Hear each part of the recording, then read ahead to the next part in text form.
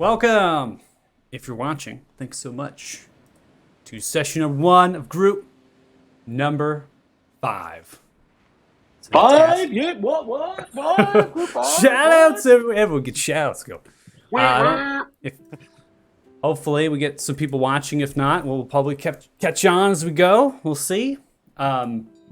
So going after some of the prologue information, and then getting us onto the actual mid deck. So I'm going to go ahead and activate that map currently. So this is where you all are. So hopefully this will get you into position. And again, I just placed tokens into things. I tried to remember. If I did, you could freely move your token at this point. I'll go ahead and unpause it as I go through some of the prologue information, just kind of describe where you're currently at and what's going on, and reiterating maybe some information on session 0. So this is a transoceanic galleon that travels the world to transport cargo and people. It is owned and chartered by the Farwater Company based out of Alathan. The Striker is one of 2 sister vessels that are worthy of making journeys for upwards of almost an entire year before repairs are required. Captain Kilut Yan was hired on by the Farwater Company roughly a decade ago and has done well in his service. Crew and deckhands are hired from across the world and paid by the Farwater Company when the ship comes in for repairs in the Alathan port or other places across the world if there's things, they need to be hired on as they go. The voyage across the oceans to new worlds has been tiresome and long, depending on when you boarded exactly and how you got onto the ship. Many of the passengers have been long haulers, so to speak, while others only joined at the last port a couple of weeks ago. Regardless of your reasons to aboard the Striker, it has been told that Arthuria's ports are closed. Taltharian naval ships are currently blocking the bays, is what is whispered across the tables and things. At the last port, this is what you had all found out. Captain Kilu Yan is not pleased and has shown his disdain in the last few days. Traveling in the Forgotten Sea to the west of the Frosthorn, a region in the far north of Arthuria, Captain Kiluyan has called a meeting with some of the passengers and crew about what to do next. That meeting is set to happen in about 30 minutes or so. Snow and freezing rain howl in the far north of Arthuria, in this Forgotten Sea. Deckhands using wooden mallets smash away at the ice to clear the deck, rigging, and sails. That's what you hear above you currently, smashing away. Many of the passengers dare not go topside for too long as the temperature is quite cold. Galley, located in the middeck, usually packed with people, ale and food for warmth, and it's inviting you all to make your way there.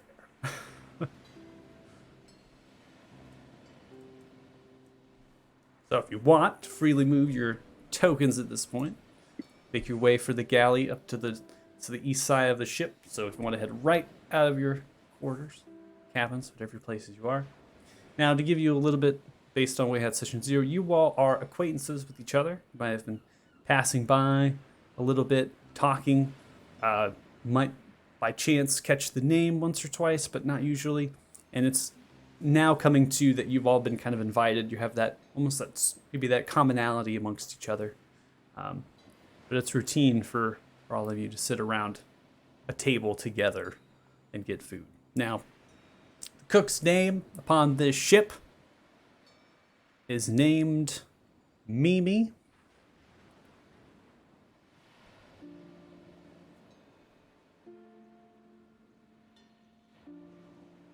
Oh.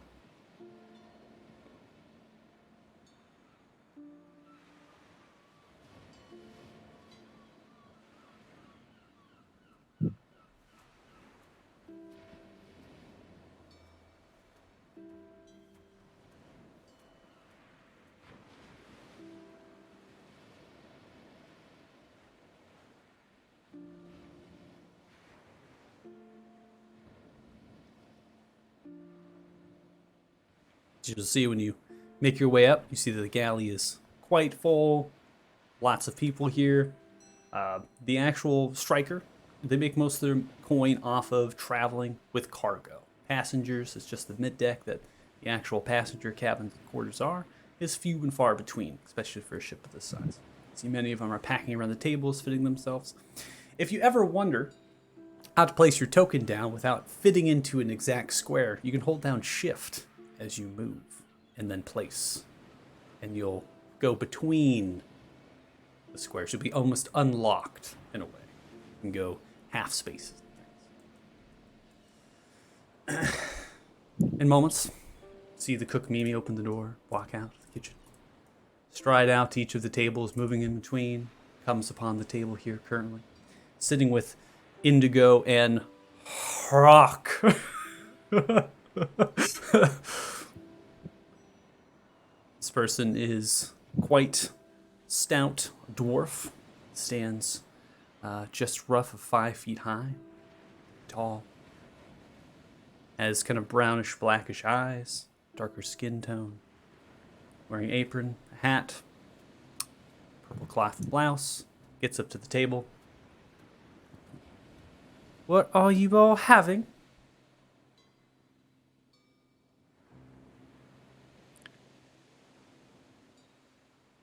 I'd like to look at him and say, what do you have to offer? Is there a menu, or is it everybody has the same thing? Everyone gets the same thing, of course. I will have one of that. It's always just a matter of speaking. I imagine I like to think there's options. But since we're nearing our end of our rations, and we were supplied only 3 weeks ago, and most of the cargo is taken up for getting stuff into Arthuria, but I'll get what I have is a good porridge and some fruit, maybe. Outstanding. Same for you. Looks at the orc. He's not abused by this banter. He doesn't have a sense of humor. Just take it without comment.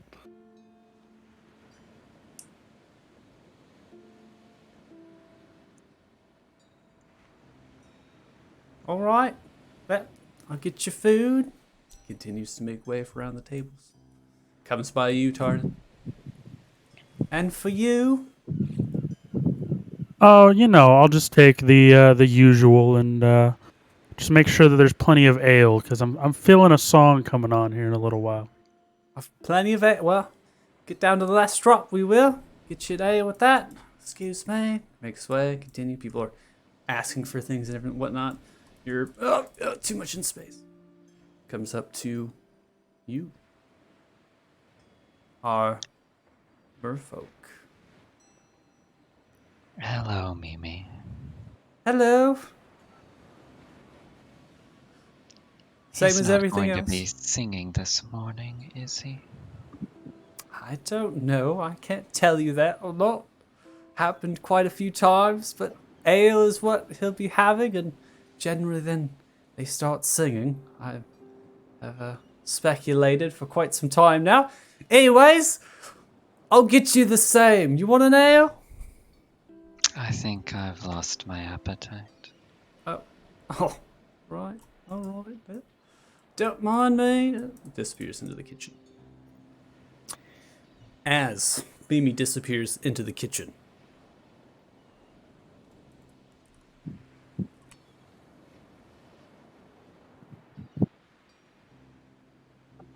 nearby the stairwell, the west side of the galley, there is a swirling motion that begins to happen of green energy as the tables begin to shake and wind outforces. There are many different leaves and grass petals, different flourishings of twig as they begin to sprout to and from. Outdropping of this portal on the staircase comes tumbling down for a brief moment, then stopping, tumbles up as the portal closes and ceases in seconds. It is a rabbit humanoid. It's a Herringen. Is that how you pronounce it? Herringen? Don't ask me. I have no idea. I think it's herring gone. But Herringon. We got it. As the galley turns, all of them looking in the direction of this creature that has just emerged from the portal. Some of them are stunned. Some of the deckhand and crew look in the direction of it for a brief moment before they disappear, scurrying up the staircase up to the top deck. most likely to talk to the quartermaster or the captain himself. Well, aren't you a peculiar thing, Mr. Rabbit? Stand fast and say your name before you address me. I'd like to know who I'm speaking to. Oh, I'm just Tardan. If you want a song, I can give you a song. If you want a story, I got a story. I have no need of stories. You want some food, my friend? Food! Food. Do you call this here food? This isn't food. We only come here for the ale. Let's be honest here. Where am I? You were on a boat in the sea. Where were you prior to this?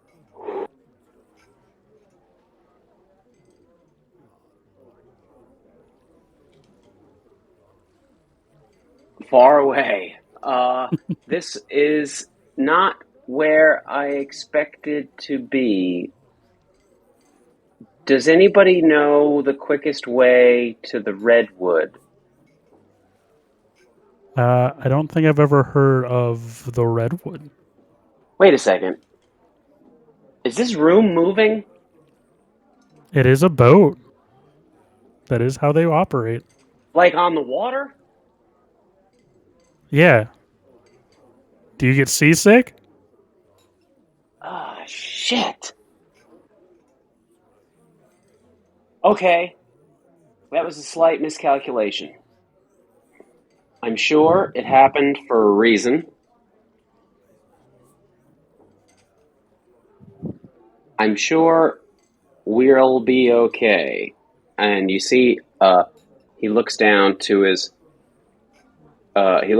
shoulder, and you see emerge from a tuft of fur like a pygmy, a small squirrel, basically rodent, wearing a velvet beret. In the French Revolutionary custom, donning a tunic, a leather, a kind of leather armor, and with a stowed rapier on his hip, and he is like clenched, waiting for the motion to stop. I think we might be okay. You truly are different, aren't you? I imagine you might think that.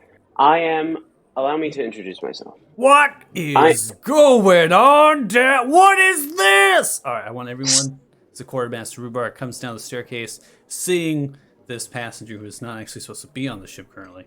Everyone to go around, just give a description of your character as well as the pronouns you want to be addressed by. So we'll start off with Harrison, your character as Sir Dougal. Sir Dougal is my character's name. Lavender Cotton Forge. Sir Dougal Lavender Cotton Forge. And my squire's name is Monsieur Puff Redwall. And we both are, the pronouns are he, him. You see a harangon, no armor, a tabard, a cloth, a linen tabard, held tightly by a belt, sporting a green coloration with a golden sapling, embroidered golden sapling.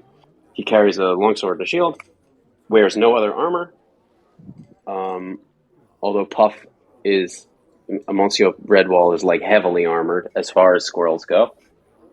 And they're both a little bit discombobulated right now, taking in their surroundings. Makes sense. Okay, we'll do Deuce, Tardan, next. Yep. So what you guys see before you is a high elf. He comes from more of the moon elf side, so he's got the very bluish, pale skin. His garments are very well kept. You notice that he almost never has dirt on him. That's by design, and if he ever does, you notice he always pulls out a handkerchief and casts a little bit of magic to make sure that he is nice and clean.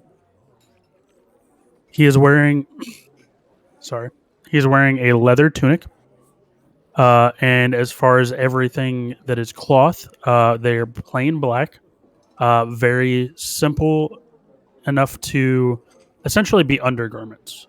So he's essentially always character ready in case he needs to make a costume, throw something on.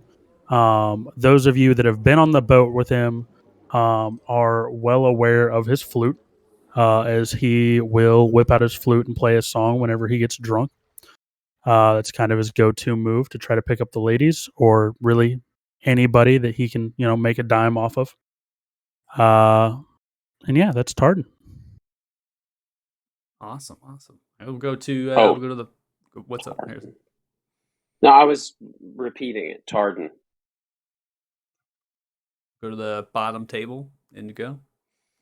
Start with you, Michael. I am Michael. I am going to be playing the Mercy monk known as Indigo. He is, he and he is his, is my pronouns and his pronouns. And he is a middle-aged human male with short black jet hair. He wears a black tunic, like a karate dojo type outfit. Underneath, the sleeves looks like the color of white, almost like the robe is reversible.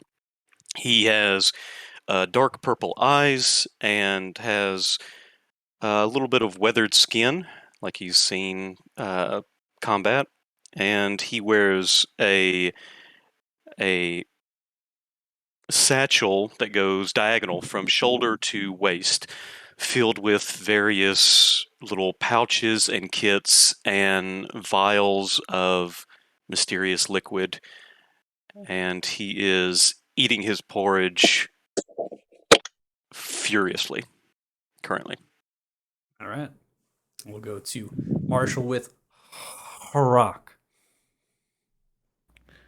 Yeah. So, both Hrok and I are he, him.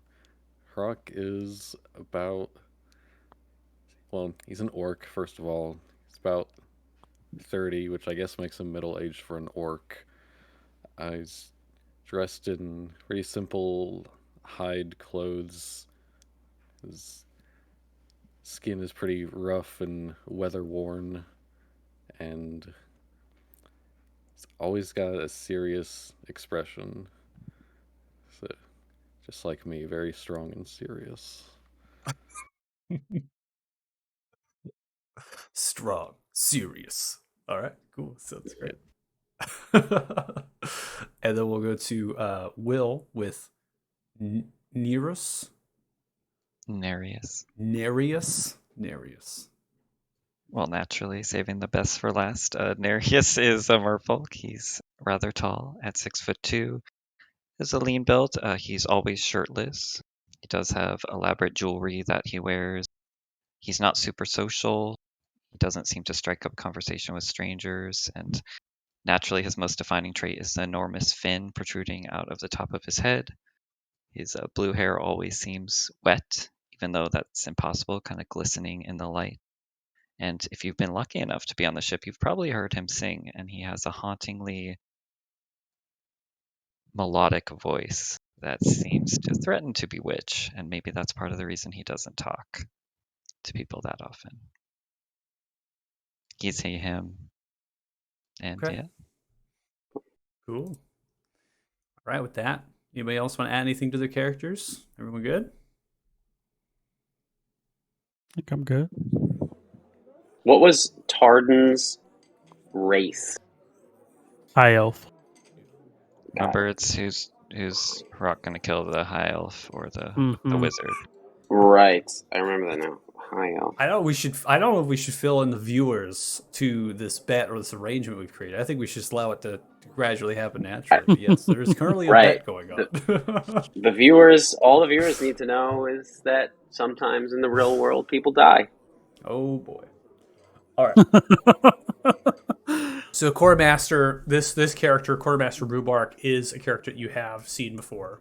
So I'll give a description of this character. So Quartermaster Rhubark is a tall and gruff human with darker skin, stands roughly 6'5", black curly hair fit into tight, darker black and red covering. You see that there's jewelry. It sits on the ears, the nose, and the fingers. Wears the thick piece of black dire bear hide over the shoulders with a piece of leather armor. Currently, it's just showing what's kind of underneath that piece there. So loose-fitting cloth trousers, torn white cloth blouse. There's a brown leather belt fit with a rapier, pouch, and various instruments. So they're really just throwing almost like a piece of warmth over the shoulders of someone that should probably be in a more tropical or warmer climate. As this figure comes down, it currently just looks at Sir Dougal, just stares down at him. What? Who are you? A lavish, a deep, elaborate bow, which most genuflecting you see Sir Dougal perform. You can see a small mirror of it done by Puff, Monsieur Redwall, and a deep, lavish bow, and I am Sir Dougal Cottonforge, and may I introduce my squire, Monsieur Redwall. I apologize for this intrusion.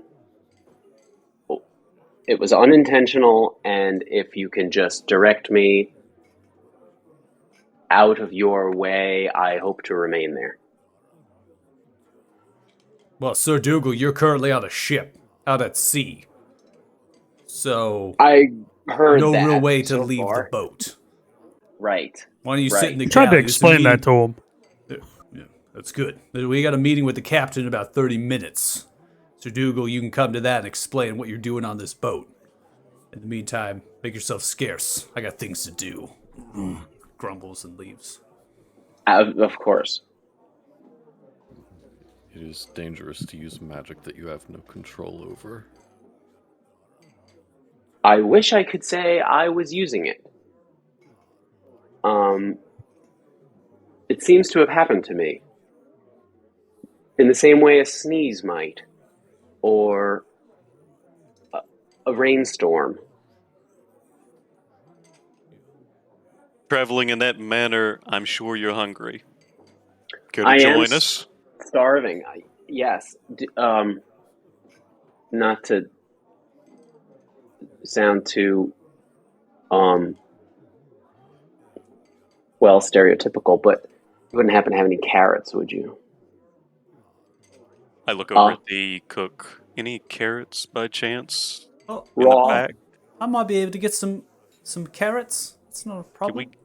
Can we get about a dozen carrots, or at least half a dozen carrots, give or take, steamed or raw? It doesn't matter if you don't mind. Thank you so much. A nut, maybe a All nut, a single nut. Yes. I mean, Raises an eyebrow, lays down, drinks, heads over, refills, looks towards you. Why don't you sit down at the table and I'll get you your carrots. Want something to drink? thank you. Yes. Are there choices? Well, we have ale. It's quite old and stale, but we still got some of the good stuff from 3 weeks at port left, and that could be all right. And we have. I'll take it. All I'll right. take the ale. We'll take the ale. Is Sounds that great. okay? Why don't and you go you're sit like- down at a table? Take it easy. We'll take the ale.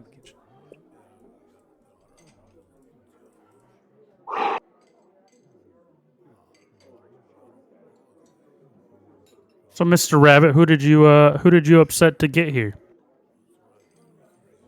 Well, I'm a little nervous about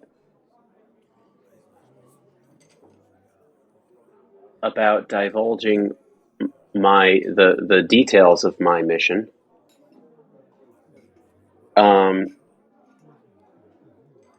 However, I can tell you that I I have been given a sacred charge. I've been trusted with it by my queen, and it is to repair the connection between this world and my own. There's a great and terrible evil, a force which has been destroying the very wilds. It has been consuming the landscape in a cataclysm of death and destruction. And in her glory, I will burn the memory of this evil from the world. And then you hear, oh, right, yes. And repair all damage and violence done to the innocent creatures of the woods and lands and wilds. You said in her memory. So she's not here anymore. Well, I should be clear that this is my first time traveling like this. And what I do know, which is very limited, time has a very strange relationship between this world and my own. I'm not entirely sure when I am, even if I know where I am, if that makes sense. I do not even really know if when I am is a time when she is still alive, or if she is still alive where and when I left her. It's difficult to explain. I'm not even really sure I understand it. So somebody could probably explain it to me if they understand it. What I understand is we all need a drink. Yeah, I'm gonna look at him and say, you, my friend, are a very complicated creature, but I think you are here now on this ship, and you're safe at the very least. And I pull a chair away from the table slightly, offering him a seat if he so chooses to take it. Absolutely. Yes, 100%. And Puff will even jump down on the table and wait for his beer. Sir Dougal. Yes. Is your situation related in any way to a gnomish magician named Erpip?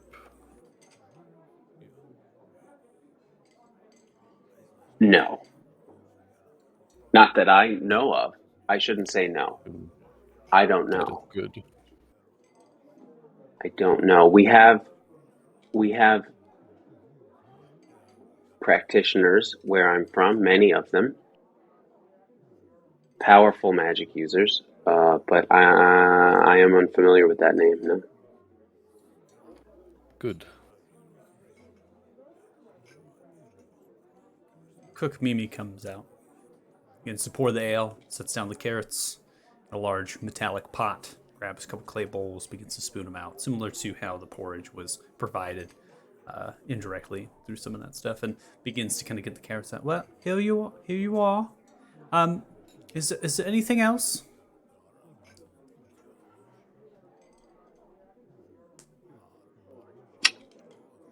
I don't believe so, but thank you so much, my good friend. Thank you so much All right, for taking care of us. Of course, you're more than welcome. Just holler if you need anything else. Mix around the way. Refills for you, Nerus. Just a little bit. He's not singing. That's good. Not yet, anyways. It's still early. It is, but we're quickly approaching the meeting with the captain. Should be good. Were you called to that? Of course, Mimi. Right, What well, would the captain do without his navigator? it's very true. Well, tell me what happens. I think everyone here down below will be eager to find out. Right, got some dishes to do. Walks back, shuts the door. I holler at him before he leaves. I'm like, best porridge on the ship, Mimi. That guy, best porridge, just keeps killing it. So I wonder if I might ask,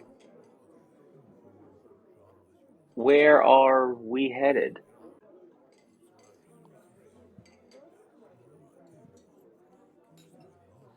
Well, that's kind of what the meeting's about. The goal is to get into Artheria. However, there is a blockade. So, maybe you can provide some solutions for us. You look capable. Okay, well, that's good news. At least we're headed to the right continent. I wonder, though, where did you plan to head when you got on this ship? I think each of us have an individual destination in mind, but stop one was inland to Etheria. However, this blockade is an issue, to say the least. Do I notice when he teleported, does he look injured at all? No. There was other materials that came through the portal. Different twigs and sticks and grasses and petals and leaves, and they all are of which seem rather foreign and not from this world. And I hate to break it. I have a DM question. Is there a reason why I cannot see Tardan's token?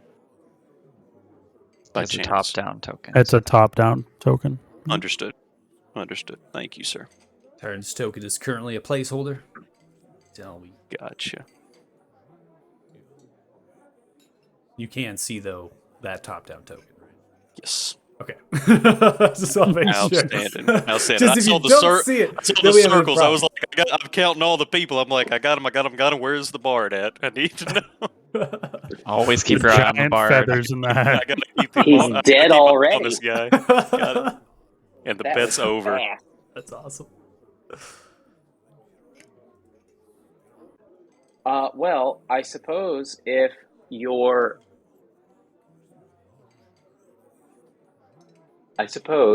your destination remains flexible, I may have to insist.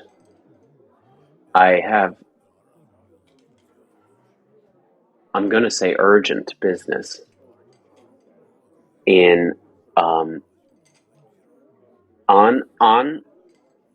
Artheria, in a specific area, though. Do you know the area? Do you know your destination specifically? Yes. If by no you mean the name. Or the path of which to get here. I think the name is irrelevant if you know how to achieve your final destination. That's going to be a trick. I am going to have to rely on some of the natives from this world. I've never been here. I've never been there. I don't know how to get from. I don't know where I am now. I don't know how to get from where I am now to there. All I have is a name. I don't even have a map. I'm not sure I could read it if I did have a map. So, Well, you said the redwood. We are yes. much too far north for any decent sized forest. So it sounds like what you're looking for is either on the south side or the central side. Outside or the central. And we're north? Yes, hence the icy waters. I'm not sure how the weather is where you're from. No. Okay. They don't make it easy, do they? Well, Here they do. for the time being, I'm sure you agree, strength in numbers. I'm sure somebody amongst us could read a map if you could produce one, or if we find one, and you would probably have a better chance of success with others aiding you, if you agree.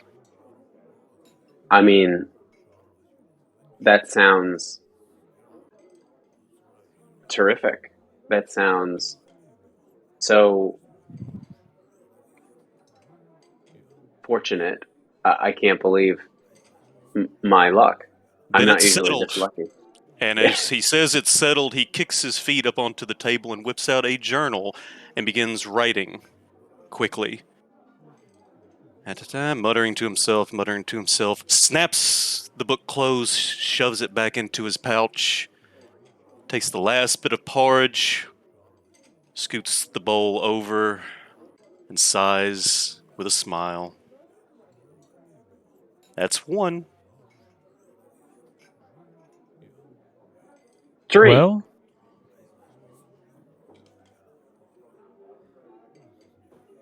No, 2. I'm not very good at math. 2. Oh, yes. And Puff holds up a paw with 2 fingers on it. Puff Redwall.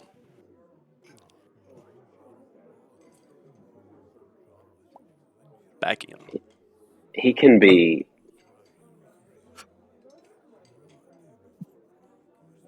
devastating.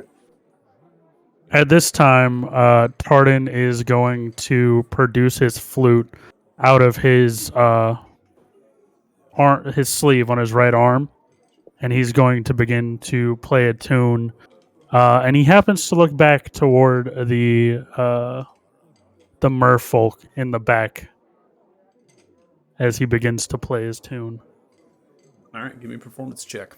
First roll of the session. First roll of the campaign is going to be a performance. Oh, 12. That's not bad. 12. And we get to play. The music is inviting. Some of the galleys are looking and watching and eyeing. But there is a level of they've had this act before.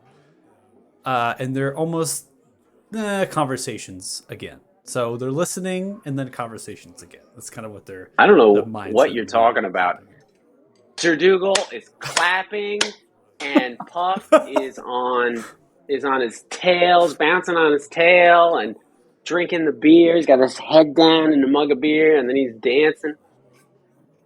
I don't know what you guys are talking about. This is great. Gonna have to roll higher than a 12 to get me to dance. Oh, that's fine. The night is still young. Don't worry.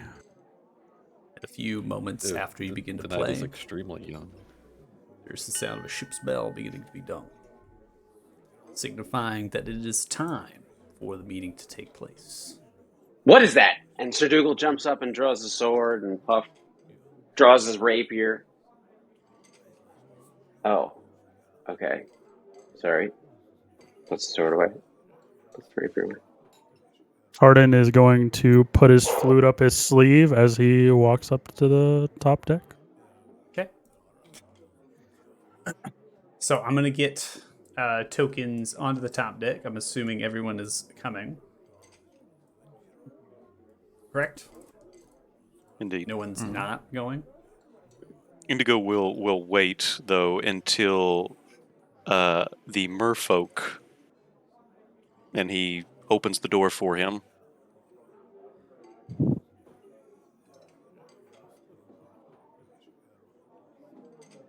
Okay, so these are stairs. So the stairs are going up to the top deck here. So I'm going to go and activate that scene, so you have the scene of what the top deck looks like. Some of you might have already seen this. So as you get up on here, you notice that there is a difference as as far as kind of the tone and whatnot. There's large amounts of rigging, large amounts of movement. There's sounds of the kind of the water, the open ocean kind of sound here. Some rigging, people yelling at each other, directions, whatnot. Cavalry Master Rubark is not at the helm currently. The actual captain's quarters, which is where the meeting is going to be held, there is a double wooden door at the kind of center there. So you're going down some stairs, rounding around. There's a double wooden door with two almost like porthole windows on the sides there and wrought iron handles. And that is where the meeting is supposed to be taking place, kind of in that double door through there, which is currently open, and you can get a little bit of an idea what's inside, just it is in the lower level, and most of these railings are open and sparse. The deck and the crew have currently got rid of most of the ice, most of the snow, but there is temperatures that are right around 17 degrees Fahrenheit currently, and there is little bits of hail and snow falling around, and the wind is quite picked up. So everyone's wearing really warm clothing about themselves, and most of you don't have that warm clothing. And if you have, it's picking up what you can by the crew, kind of been provided that by the crew. And either a couple of different wolf cloaks or bear pelts or wolf pelts. So Dougal, you don't have anything. So you're coming out here. It's not brutal, exciting. So you make your way as quickly as possible to the captain's quarters, which is actually going to be a different scene entirely. As it does, it pitches you in there. So give you a description of what you're looking at when you come in here. So the captain's quarters. It's somewhat of a large room, fit with a wooden table adorned with plates, napkins, platters, cups, and pitchers. Small study in the southeastern corner has many books, scrolls, maps. Single wooden door on the northern wall leads into a section-off portion of the captain's quarters. There's a single wooden door leading onto a deck. It's at the backside of the galleon and is fit between two stained glass windows. The door on the northern side suggests that there is maybe like an actual private bedroom, private quarters that's in there, and this is almost like the kind of space provided for actual large amounts of seating for select people. So Captain Kilian currently sits at the end of the table. You've seen the captain. Some of you might have talked to the captain. Currently, he's at the end of the table there, sitting down. A large silver goblet filled with wine, almost to the brim. Has a couple different maps in front, different writing tools, utensils, navigators tools as well, and is face palming. It's got it on the table. It's just like this. As you, in addition to some of the other people within the boat, are in attendance, as well as the quartermaster here. So Captain Kilian is an older human male. He's about 50 to 60 years old. His graying brown, short, wavy hair, fierce green eyes, and weathered features. Stubble that is quite long, but he never has had a full beard, as far as you have seen on the actual voyage. Wears a long black coat over a brown and golden leather vest. Underneath a dirtied white cloth blouse is tucked into black leather trousers and matching boots. The black leather belt is wrapped around the waist. It holds a rapier and a few leather purses. There's two black leather bandoliers, and they contain daggers and other kind of tools that go over the shoulders, and usually has a black leather maritime hat when the weather's at its roughest, and that's currently at the table alongside. As you walk in, that captain raises the head. Oh, yes. Yeah, come, sit down. Take a chair. The quartermaster's kind of now moving back, falling into maybe the side of the walling there, kind of leans against it. Some of the other people are finding space as best as possible, kind of standing or leaning and doing what they can. You all have chairs at the table that are invited. Well, I invite you all here because we're absolutely fucked. And I'm hoping to get some serious, actual ideas. Not to say that Quartermaster Rubark doesn't have great ones, like smashing this precious prize ship into one of the Taltharians just to blow right by them. In my time of sailing and navigating, I have never done a maneuver such as that, and I've never seen it done so successfully. So, suggestions, anyone stands up, begins to grab a pitcher, goblets as well, begins to push them to the side, filling to the brim a large, luxurious red wine. It's just pouring each of you, regardless if you want it or not, it's just pouring it to the top and handing to each of you.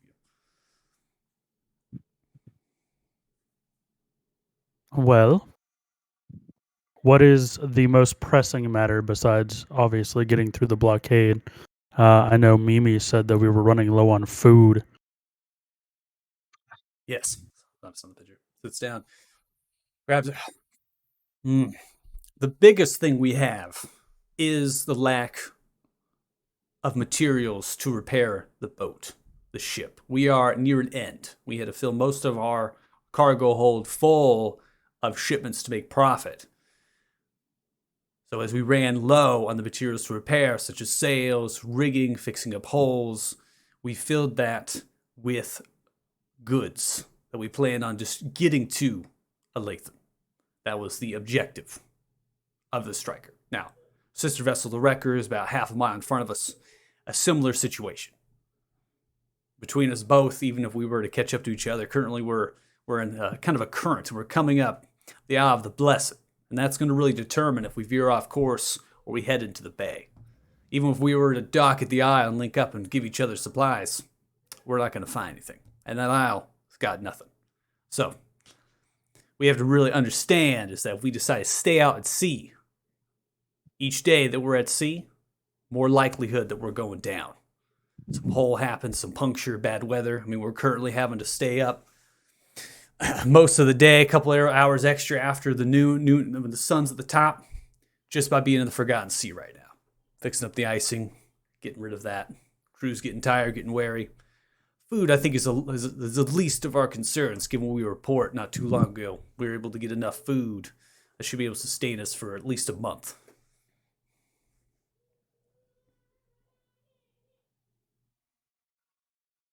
If we did go straight to the bay, how long until we would get there? How far away are we? Right, so we'll be hitting the bay if we get into the channel. As soon as we get into the channel, which is in a day or so, it's about 2 days after that. And then we'll be getting into the bay.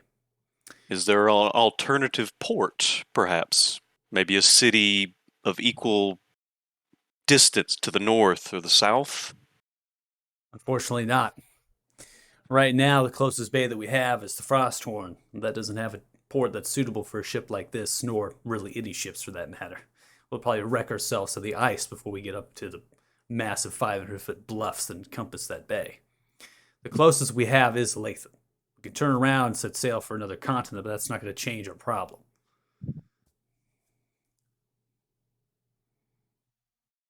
We head around, we could go for Melandar. Head around far to the south, wrapping around, but there's a war going on down there. I've been away for some time, and really I stay near the Gorn Valley during leave, so I don't really know what's happening down there, but I mean, they did say ships were getting in, Temerian ships at that, but I mean, there's a chance. And these ships that are in your way, this blockade, they are your enemy? Well, not exactly our enemies. They are Taltharian ships. They are by the king's forces. They have either commandeered or using their own. They maintain a fleet within the bay, Cedric Bay. They positioned them at the mouth, which is very strategic. There's cliff sides and bluffs that kind of wrap around and encompass. Most of the beachhead is near Lathan or the town of Paylene. When you said sister vessel, Yes. I wonder if we couldn't use the two ships as a kind of decoy. If you Excuse come, me, who are you? Quartermaster, who my is name. this? I apologize. Please forgive me. My name is Sir Dougal Lavender Cottonforge, and I bow. This is Monsieur Puff Redwall. He bows. I assure you, I found myself upon your ship through no ill intent. No ill intent. The only sirs I know are paladins and clerics of the Talthars. Are you a Talthar?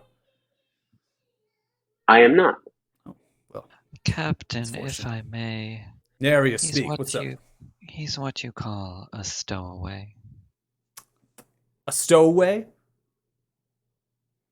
Well, that's not really a fair assessment. He kind of just showed up. Showed up. Oh, With due you respect, don't. Captain, we have far bigger problems at hand than a stowaway. Yes, Quartermaster I would steps not out. rely on someone who's never been on a ship to offer any advice here. But speaking of which, have you given any thought to my suggestions? Traveling underwater would be much faster. Well, Darius, as much as we all would like to think we can breathe underwater, we can't. Well, maybe that's what we should focus on then. Try to breathe underwater? It'd make it easier, wouldn't it? Would. No, Darius. I can't get in this mind. Heads to the windows. You see the quartermaster steps out at this point. Ugh. Ugh. So, You go made ahead. contact with the ships. Do you know why they're blockading? As far as I understand, they are attempting to stop anything from going in or out. Some sort of royal decree by the king himself. Now, why that is, I don't know. But there's a war happening. It could be something along those lines. We've been gone for a long time. Things have changed in the lesser 9-10 months or so. Not sure.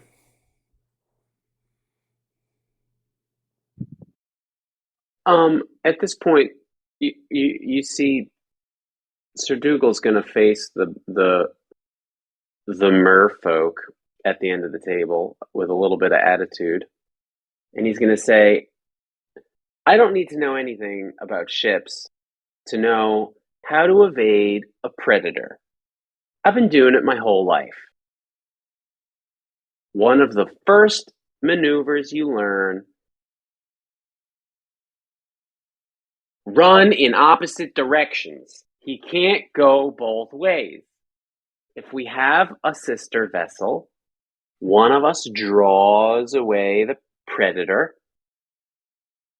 and the other will have safe passage." Sir Dougal, you remember that comment earlier that you made about not being good at math? We have 2 ships. Two. They have a fleet. Well, right, but they're not all in one place, are they? No, they are. That's the thing. They are literally all stacked into the mouth of Cedric Bay. Oh, that's a problem. As far as I'm concerned, they're probably in the port of where Alud is at as well. They occupy a small fleet there. I mean, the fact of the matter is that we cannot go against Taltharian ships. We cannot bypass a royal decree. Now, we can start throwing our flags around and be like, "Nah, we're the striker. We're from the Far Water Company." But, I mean, they could care less. They'll probably end up taking our cargo and make no money off the whole ordeal anyways. I mean, I want to get you. I want to get you all to port. That's what I want to do. That is my objective. I mean, Far Water Company, they'd like to sell all this cargo and they would like to be in the Lathan. But I mean, if we got to run the ship aground somewhere and get you all off, I mean, this is what we got to do. I don't know how we're going to do that with the galleon. Begins to ramble and continues to go off as the sound of a ship's bell, the same one, begins to go over and over multiple times. It begins to ring wildly. What's happening out there? Captain begins to walk out the double doors, leaving for the top deck. What do y'all do? I pass my full cup of ale over to Tardan to my right without looking. Arden instantly chugs it. I man. suppose we should go now. Wonder what that bell was. A party. Okay. Is everyone leaving? Anybody staying behind? Leaving. Okay. No one's staying. All right. Go ahead and activate the upper deck here.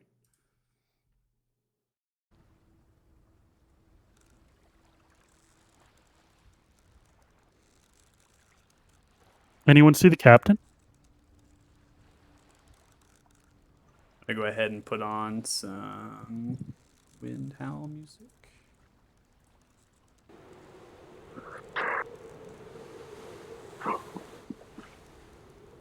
Hey, Mr. Bunny guy, can you smell the captain? I don't. Is that a thing you guys can do? That's a good question. So you come up into the top deck, you hear voices from above you as there's motions and things in the wheel. The actual wheel is above you. At this point, I'm actually going to be removing that wall.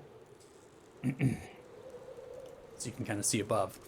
So at the wheel, you see the quartermaster, Rubark, Captain Keely Yon. The quartermaster is currently holding a wheel and then hands over a spyglass of some kind, begins to stretch it down, looking in the direction of the south, which is currently where the wrecker is, half a mile in front of you. It's just staring down the sights. The captain looks toward the quartermaster as the quartermaster begins to slowly turn the wheel. You see the captain grabs onto the railings and looks down. You all should get below deck. Cap, what's going on? I'm really not sure, quartermaster. Grab the wheel, kid.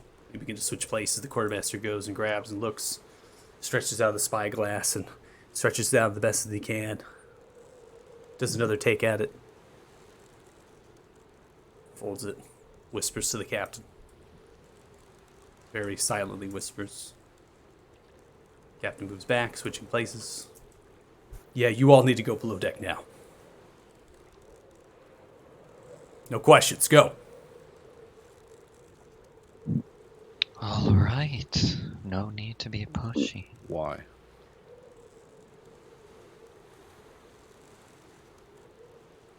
See fear overcoming the face. I said to go. Go down. Below deck. See some of the crew's moving around, shuffling, and different things. And you get to notice many of the actual passengers that are currently out, just kind of viewing and staring about. They begin to head below deck as well. Sir, we could possibly be of some assistance. We have, tools that a lot of folks don't tend to have. Where do you need a man? Switch places. Looks down the spyglass. Captain. Captain! What is it, quartermaster? It's a kraken, Captain! It's a kraken! Fear overcoming the face as the captain shuffles and looks at the wheel, begins to turn it wildly to the left as fast as possible, heading for the actual land at this point. As in the far distance, I need everyone to roll perceptions.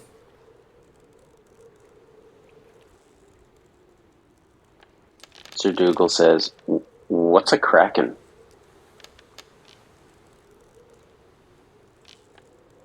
It's one of those predators you were talking about.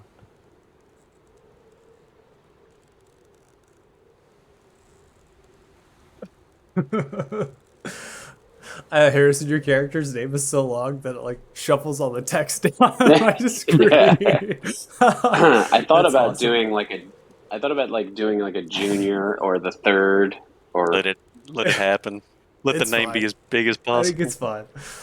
All right, so Water. Indigo with a perception of 15 as you stare off half a mile in the distance, and you have Harat with a perception of 13. You both seeing in the far, you see that the wrecker appears to be in distress. You see the ship is moving slightly side to side as multiple splashes are coming to its left and its right, starboard and port side. You see it kind of moving and shaking as the howling of the wind and the different weathers is pushing against the clouds as far as in the distance. Everyone has a successful perception check upon that. You can see that there are black clouds beginning to form above the ship.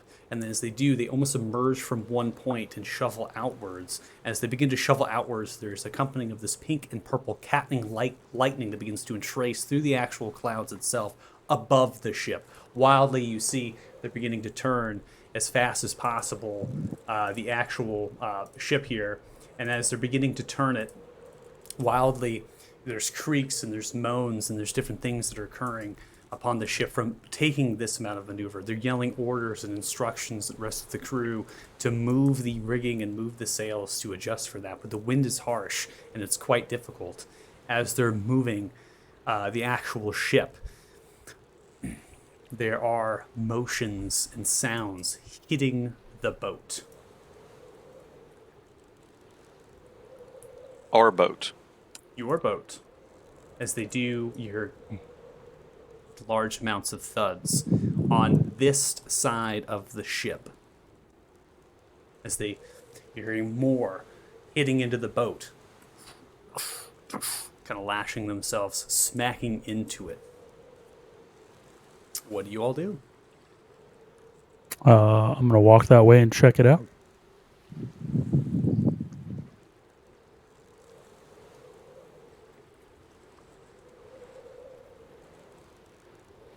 Both Sir Dougal and Monsieur Redwall draw weapons and follow. Not so mischievous, that music. No. Gonna look over the side to see. You look over the side, you see a creature with 4 arms and 2 legs and a large tail, holding its kind of its hands and grabbing utensils and stomping into the side of the boat.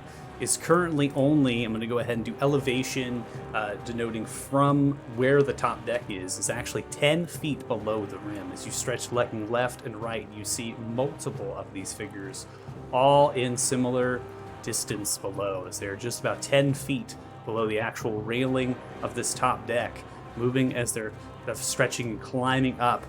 They all have these spears made of bone. They don't appear to be wearing much armor. If they are, it's kind of hide, and it's made of kind of tatters of blubber and other sorts of fish hide that's been kind of stitched and tethered together. They're grabbing themselves upon the ship as they're ripping and clawing upwards. As you look down Rock upon, they're not stretching and looking up towards you yet, really focused and intent on getting up, getting to the top of the actual deck. I need everyone to go ahead and roll for initiatives.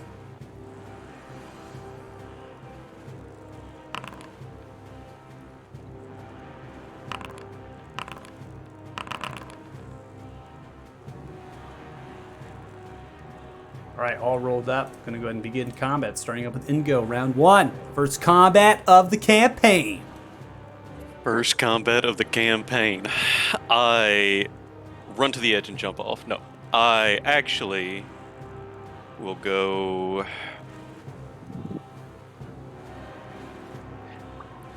Has this been spoken to us? I see people over the side or anything like that?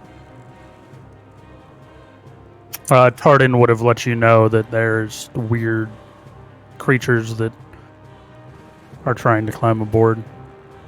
Fair enough. So Seeing I as how- will... Hearing that, I will take a position right here. He walks over there, rolls his sleeves up slightly, and readies an attack. If somebody attacks him, he is holding his attack to retaliate for that. If somebody comes within melee of him. Okay. So you're basically going to take an attack. You're going to take a held action to attack anything that comes into your space, or anybody Yes, that sir. hits you. Yes, sir. Anybody that comes in your space. Okay, cool. All right, ending your turn, we come to this creature. This creature is going to move the remainder of its movement speed to climb up upon. That's 20 feet in total to get to this spot. and then it's going to take 10 additional feet. As it does, it goes towards one of the crew, aiming for a bite as it rips its mouth open. These large jaws of like a shark come down. The crew member moves at the motion of the movement and kind of sidesteps just a little bit, getting outside of the bite, rips the spear around made of bone, almost like a harpoon, comes and stabs at the crew member, misses as well, and kind of lunges down slightly, and then as it kind of picks itself up, you realize that this figure is roughly 9 feet tall, ending its turn. Rock, it's your turn now. Okay, can I ready an action to shove this guy like back off the boat when he comes, when/if he comes up where I am? Okay, so you're gonna take a shove action when he comes within 5 feet. Yeah. Sounds good. I like it. Okay, that's gonna end your turn. I will use my bonus action to mark this guy as my Slayer's Prey. Okay, so you're gonna mark that one as your Slayer's Prey. Sounds good. I'm gonna go ahead and just put a charmed icon on there for the sake of it until we make a Slayer's Prey icon. And actually, do we have a icon to put on? Does it work? It works, doesn't it? Yeah, I think it works if you target and do it. Did we test the Slayer Spray thing? And we had it set up that it'll put a thing on it. Do it. It should be in your features. No, it worked. Yeah, there you go. there it is. Okay, cool. Solid. Nice. All right, so it's your bonus action, no movement because you're staying in that space waiting. I'm going to go ahead and end your turn then. We'll come to Tardan. So I am going to look overboard and see this green one closest to me, and I'm just going to cast Hideous Laughter on it. Okay. Gotta cast. All right, so with a DC of 13 Wisdom saving throw, it succeeds with a 14 at your Hideous Laughter as it's moving up the side of the ship. You sling out your magic towards it. It shakes its head, moving off the effect quickly as it continues to move up. Well, he didn't find me funny. I hope you guys are a little bit more prepared for this. And I'm going to step backwards away from kind of the fight, and I will end my turn there. But how will All you right. die if you're not close to the enemies? Sir Dougal. Tardan's running. Sir Dougal, you're up. Sir Dougal picks up Tardan and throws him off the side of the boat. No. Sir Dougal is going is going to move his 30 feet towards this creature that's already on deck. Gets to about there. Okay. And he will, you see him gather a little bit of momentum, and as a bonus action, he will leap, as only a rabbit might. He leaves the ground, jumping over the head of this creature, landing squarely behind him, and draws his sword. He takes he and Puff are both swinging wildly, and he will make an attack with his longsword. All right, so you have advantage for flanking with the crew member. Go ahead and hold on Alt when you swing. If I'm on a Mac, what's alt? Ooh, that's a good question. I don't think you... I believe it's Control is probably what it would default to on the Mac. But it would Could be Command. Or It Command. might be command. Yeah, that. I think it could command because with... That's a good question. Why don't you try it? Just hold on command and do it. Okay, I'm gonna. First one's gonna be with command. Yeah. Control is definitely disadvantage. That's Foundry. So Foundry's gonna put it onto Control. You might actually have to configure your settings and set the key. Whatever, it's fine. We can take 2 attacks for the advantage for now. just so we're not guessing around for key bindings. We'll come to that during break. I'll look for that. So go ahead. 8 is going to be a miss. Command did not work. Yeah, so we'll go ahead for another one. It's another 8. It's the Don't same worry. roll. It's another 8. So you see as Sir Dougal hops over, boing, jumps back, comes in for a strike with advantage, swings at the backside of the creature, slips upon the top deck. It's icy and watery, misses. Just blatantly comes in for a swing, mistimes it, bringing it around. And now this large creature kind of looked at you as you made the jump, slow to turn around, kind of thuds down to the ground. You get to get a good look at its skin. It has fish scales in a way, but it resembles that more of a shark humanoid, and kind of the way its appendages and things are, and very humanoid in the face, and its razor sharp teeth, and the 4 arms kind of come out, 2 of which are just assisting, and the other 2 are holding this actual spear harpoon. Is there anything else you're doing on your turn? He probably shouts something like, the battle is joined, Puff. Steel yourself, and that's it. Okay. It's your turn. This one is going to move up within your threat range, going to minus. Oh, I added it. Plus 10. Goes within 5 feet of you. Gets into that space. So go ahead and do your held action. It's going to be an athletics check, and it's going to oppose it with its own athletics check or acrobatics, whichever one's higher. Oh no. Nat 1 coming out. That's the first roll. It's going to be a nat 1, and it don't feel bad because it got a nat 20 for its check. So as it is, it's going to move past you, kind of jumps down to the side. As you go in for a shove, you just mistime it. It's slipping over the railings, it lands with a large thud, looks towards you and laughs. As now it grabs its own shove, it goes in for you to shove you off of the boat. Please make an athletics or acrobatics check.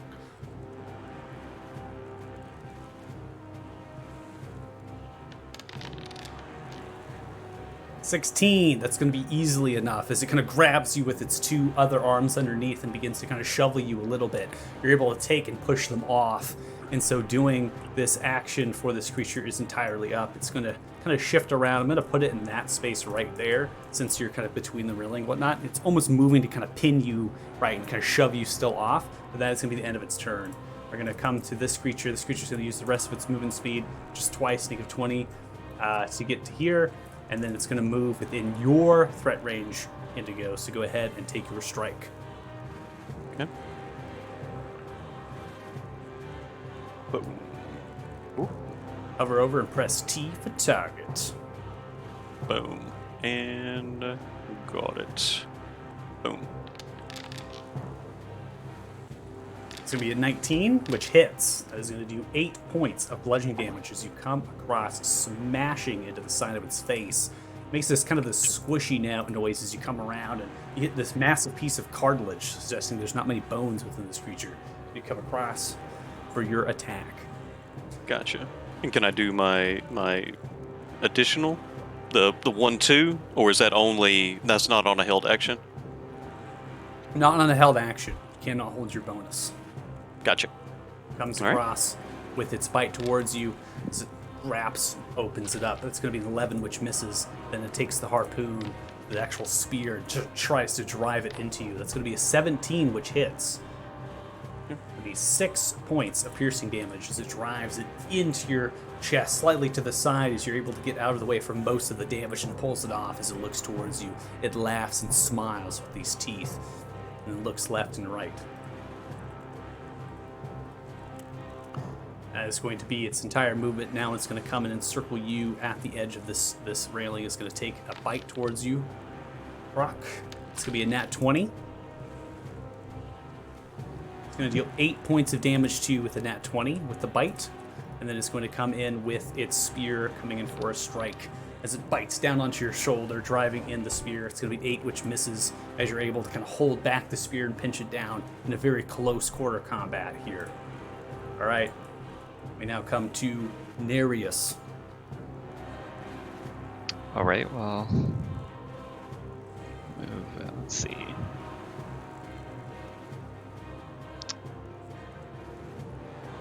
I'll move there. Yeah, that's fine. He'll just attack the one with the Ray of Frost. That seems to be bothering Rock. Okay. Ray of Frost coming out. That's going to be a 15, which does land. That does 3 points of cold damage. I'm going to go ahead and apply that. It's also slowed down in its movement as you kind of form these icicles in most of its flesh. And it begins to kind of be almost like heavier right from the effect that you put on it. Hopping down, moving its movement speed. It's going to take the dash action to get towards you, Sir Dougal, coming in for a flank. Cannot take its an actual attack action as it uses its dash, ending its turn. We now come to the crew. This crew member is going to move to your side, Sir Dougal, right here. And as it kind of comes to your side, kind of looks towards you, grabs out what looks to be a scimitar, comes in for a swing, which currently had. They were almost like parrying each other at the top deck, just kind of practicing. 11 is going to be a miss. That's the end of its turn. This one is actually going to have a flank with you and provide advantage as they come in together, moving simultaneously. 7 is not going to hit. Both crew members miss. And we now come to round 2. Before we do, I'm going to roll the captain's initiative. All right, Indigo, it's your turn. Stop round 2. Round 2. I am going to take care of this wounded creature in front of me, or attempt to, with a scorpion kick. All right. Ooh, almost a nat 20. 12 is going to hit. 7 points of bludgeoning damage. You come around, knocking scorpion kick. You see it's dazed, a little bit confused, bleeding. This kind of copperish blue blood, right? So it's coming down from one of the wounds that's now formed. And it's Scorpion kick goes over, hits him, and I would like to come up with my knee to finish up, hopefully. Okay, go with the bonus action strike here. So it's 22. It's going to land. And it's going to do 6 points of bludgeoning damage. And that is almost enough. As you come back around, you see it taking the blow. It's kind of falling down. It's grabbing its arms now, kind of in a slight crouch, and picks itself up, like almost dazed a little bit, but it's still alive. Then I am going to cast Hand of Harm with that knee. Oh! If I can, and you see, where is it at? Boom. Yeah, And so when you you can hit, see a bit of necrotic energy shoot from the knee and just finish it. Hopefully. yeah, not a problem. You definitely can use that because you connect, you hit, you apply the Hand of Harm there through the strike, and you see the tendrils begin to pour out, kind of convulses from the damage, and falls down on its side with large thunk. Cool. That's it. All right. And with the captain yells out, "Ah!" Begins to yell violently. Yells, "Quartermaster Rubach, take the helm!" Does he slides down the railing, moving to this position, getting the kind of the rest of its movement speed. Comes up to you, Nerus. Looks, "What is happening? What's going on?" As he draws a rapier, getting ready for battle. Your ship seems to be under attack. Very calm and collected gentleman during a Let me I tell was gonna say, I don't know who scares me more, the monk that just almost one-rounded that thing, or Nerus who just doesn't care. I think I'm scared of Darius right now. They all have cool collected demeanor right now. What's happening? All right, so it's going to take a bite attack towards you, Sir Dougal, this one. This is going to be an advantage. It's going to be a 9, which misses. Comes in for the spear with advantage from the flank with its friend on the other side. That's going to be an 18, which lands as it drives in 3 points of piercing damage to you as it gets kind of your left leg, kind of skims it with this kind of almost like a scratch type wound. As it does, kind of yells upwards into the air with this large kind of gruesome yell, and then begins to make a series of like clicks and echoes out of its throat. All right, Harak, it's now your turn. You are pinched into the side of the railings here. First thing I do in the campaign is to get put in this awful position. Voluntarily.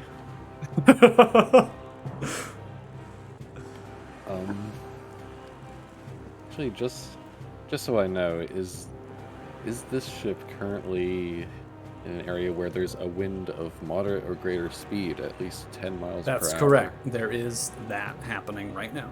Okay, so that takes one of my things off the table, which is good. So I'm just gonna use my bonus action to change my Slayer's Prey to this guy that I have targeted. Okay, go ahead and activate it. I'm curious to see If it does it, I can change them up as we go. That's a dice roll, not the status. It's ensnaring strike. Oh, I saw the icon. It's the... Are they the same icon? Yeah. That's funny. Okay. Okay. I changed it over. That's so cool. I'm so excited that works. Okay, so you change your Slayer Spray over. Nice. Going for Warhammer Strike. Wow. It's almost a 19. It's going to be a 9, which is going to miss as you come across, raises the spear, kind of parries the blow, kind of pinches it into the side of the railing in this close quarter combat that is not going to land. Well, I guess I end my turn. All right, come to Tard, and you see as you're making your way down running, you see these passengers that are on the deck. They're now running as fast as possible, getting below deck from what is happening. Going to go and move forward.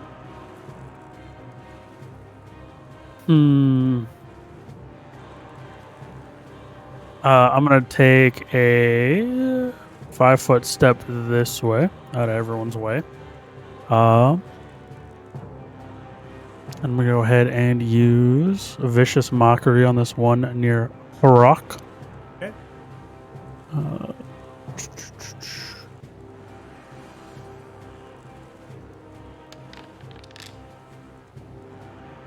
All right, that is going to be successful as it fails with a 3.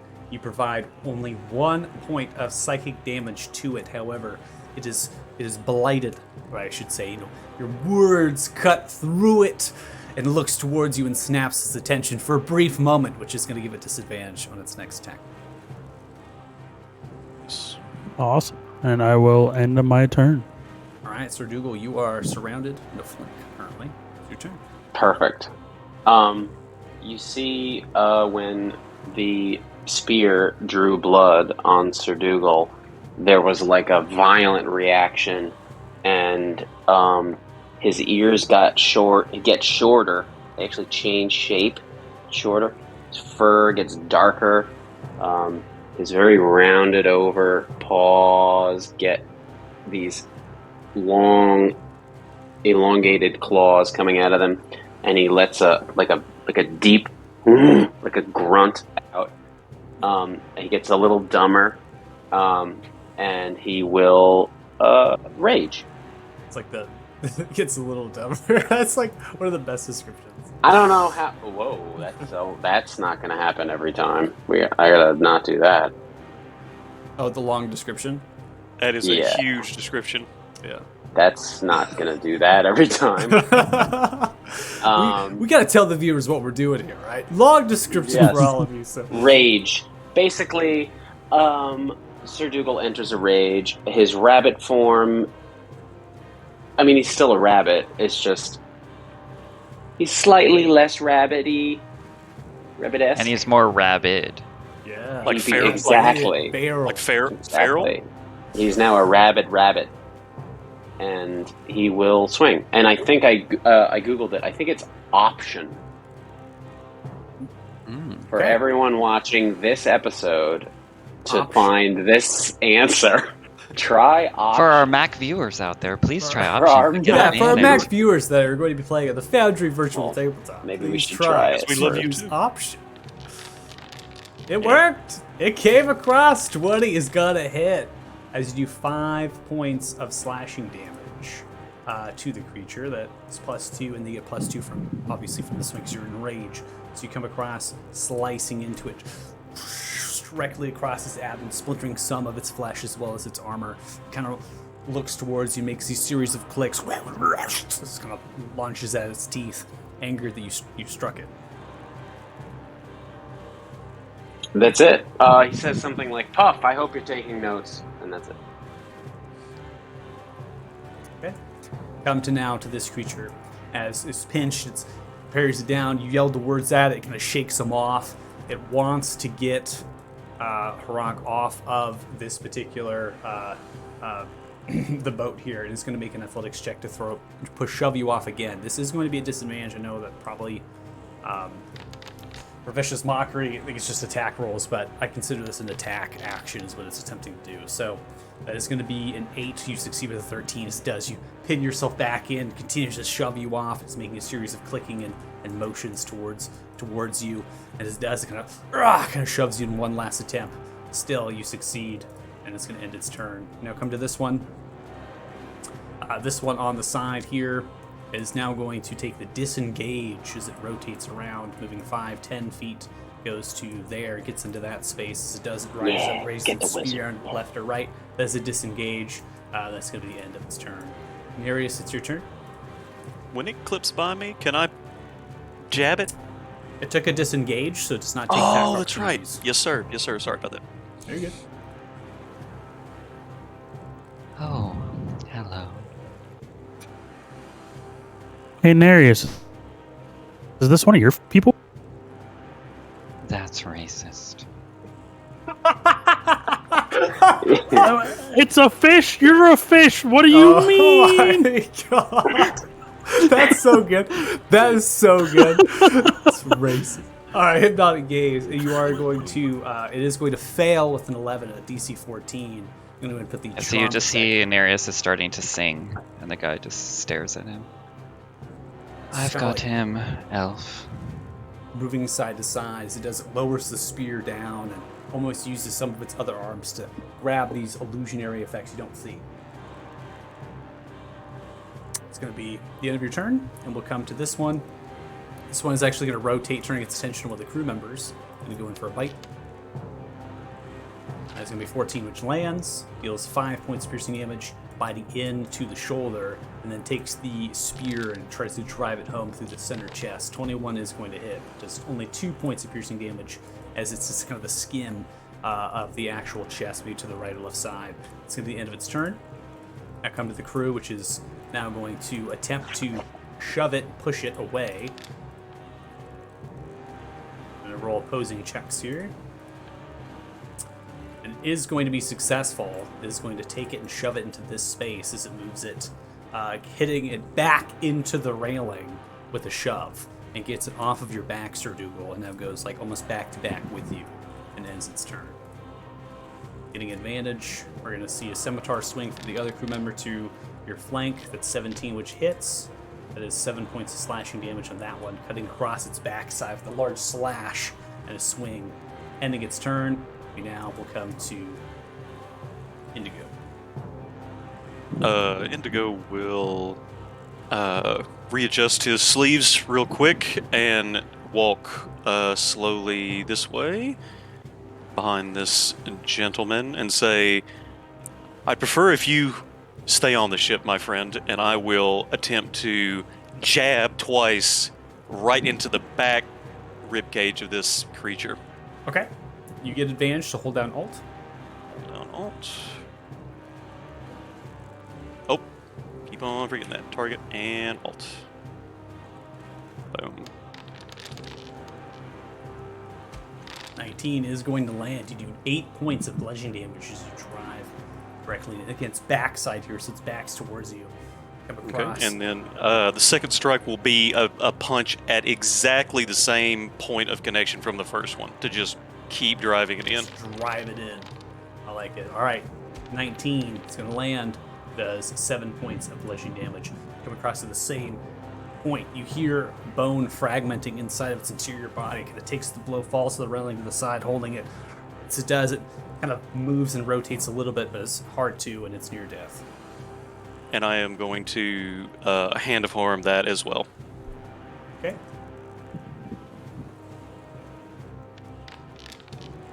And Heart coming out. That is 4 points of necrotic damage. It is That's still 2 alive points. as the tendrils begin to come out.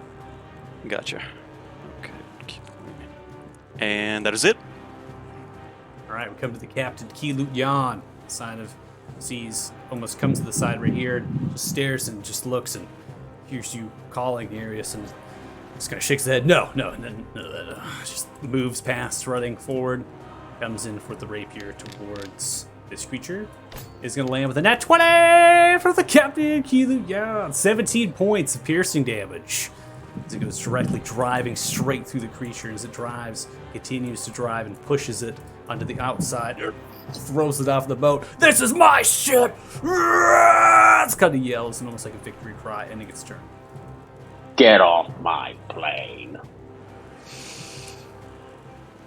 This one's going to badly wounded after getting sliced in the back. Is going to turn to look towards the crew, go in for a bite. The one that struck it last, 20, is going to be hit as it bites onto the shoulder of the crew member and then goes in for a spear to drive it as the crew member is kind of held to. 17 is going to hit. It's going to be 5 points of piercing damage to the crew member, who is now near death, bleeding. Takes the spear out, plunging blood out of its center stomach region, kind of holds it, dropping the scimitar and goes prone. All right, you are no longer pinched at the side of the railing. Yeah, man. You have been the entire battle here. Yeah. All right. Well.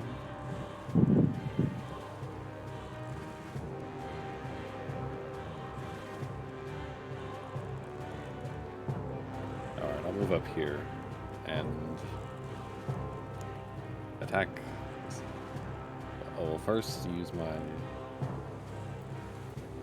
whatever it's called. I can't remember. Slayer's Prey. But first, I'm gonna target it. Slayers. All right, use your bonus action, use Slayer's Prey. Okay. Go for the Warhammer. Coming for the swing. Oh. Was it at 20? Nice. 25 hits. Give me some Slayer's Prey damage as well. That is a total of 12 points of damage as you come across the Warhammer. Kind of sizing it up, letting out kind of maybe a little bit of a roar.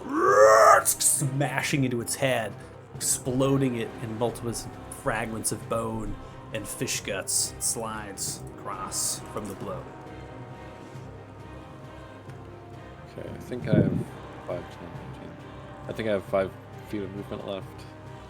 If you pick up your token with the ruler, it actually will show you how much movement you've done. So if you just pick up your token with the select tool, and you can kind of move it around a little bit like you're going to move, it'll show you Okay. how much I you've can done. do that.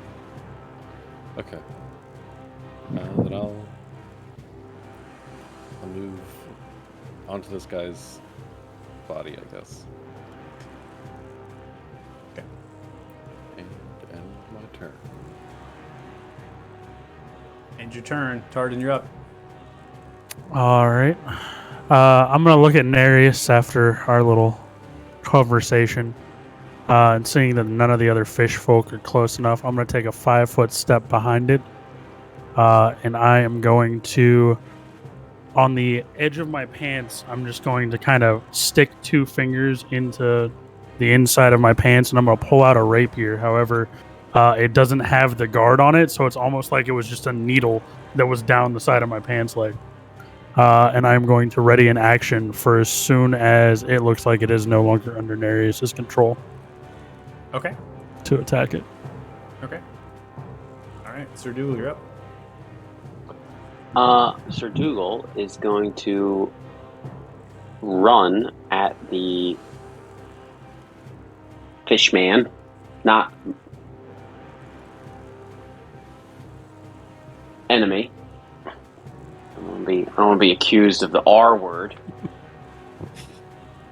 And not Just the elf. merfolk, aquatic humanoid, non-aquatic humanoid. And he's going to make a shove,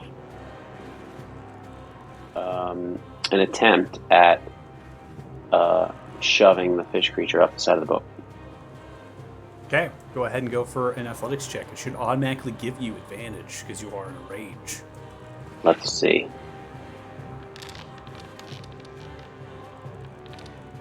That's going to be a 20.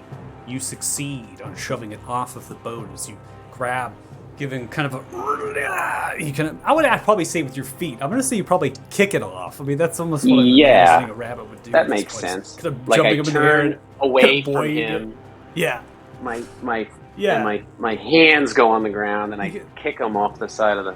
Right. Get the most strength from your legs. All right, so as you do, you Exactly. kick it off. It hits the actual skid or this tender, this kind of life raft sailboat, In so doing, I'm going to go ahead and roll some damage as it kind of smashes into it. Takes 14 points of bludgeoning damage from the actual tender and the water as it slides down, disappearing with a large splash inside the water. Not sure where it's at.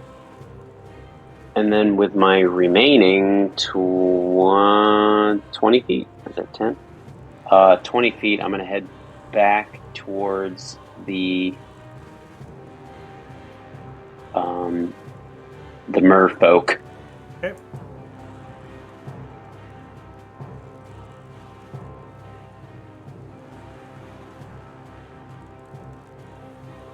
End your turn there? Oh, yeah, that's it. Okay, we've come to the charmed one. I believe with this effect, continues to not, it does not have a saving throw, and as long as you're within 5 feet, correct? Right? You kind of maintain that gaze. You're continuing the entrancement of this creature, and it just is incapacitated, unwilling to be able to do. It's just kind of looking towards these euphoria little things around it, completely charmed by your effect. Arius, you're up. This is a proper performance. I'll move there, and instead of continuing, because he could tell that definitely when you put 2 fingers in your pants, that's not what I thought you were going to draw out. And he will cast Gust on this creature. Okay. But thank God it was. So I believe you have to use your action to maintain the effect, and then Yeah. So basically, it breaks as he's casting the spell. it bakes as you cast a spell, so it's no longer incapacitated. Correct. Okay. All right, so it is going to fail with a 12 against your DC of a 14. What are we doing exactly? So we're 1 medium small creature, just pushing it away. It's pushed 5 feet away, 5 feet away from you. Okay. and then he'll keep moving.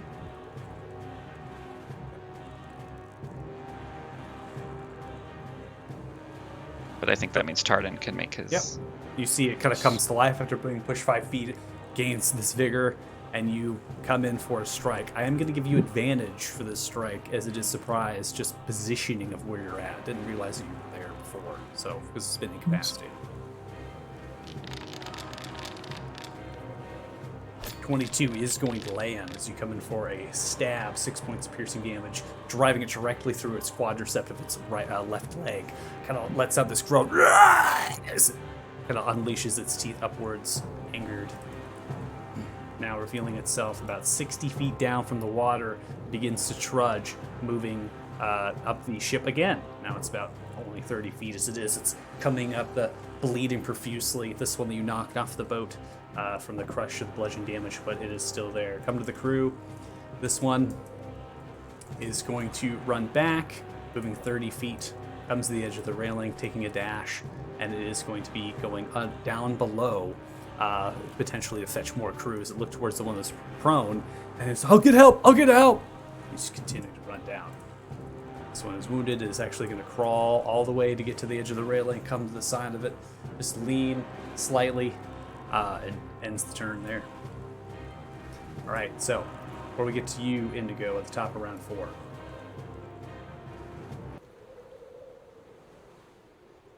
In the far distance, emerging from the black clouds. Now,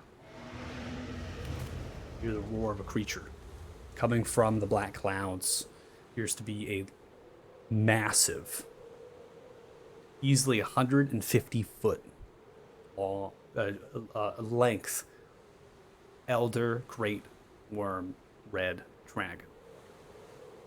As it comes from the black clouds, it's just this trail of purple and pink lightning coming from it as it's coming from the black clouds, and it reaches down, flying for the wrecker cloud that it formed. And you see now, as well as you're stretching the distance, there's more these tentacles that are now enthralling the actual ship, shaking it side to side. And this dragon is flying down towards the ship and is about ready just to go directly into it with a large crash. Now, it's many hundreds of feet up into the air of the actual clouds, but it's big enough, even with this distance, you can easily recognize, especially what it is, given your particular backstory. Now, in addition to that, you hear more clanking around you as there are more figures that are merging onto the actual boat. some of which are coming from the backside. You hear the quartermaster Rhubark begin to yell outwards, kind of calling back, "Oh, there's more back here!" And then you have more coming from the left side of the ship, and these have actually successfully stealthed all the way to get onto the top. So they are on unison on the top deck, currently in this position. I'm going to go ahead and toggle their combat state, get their initiatives rolled.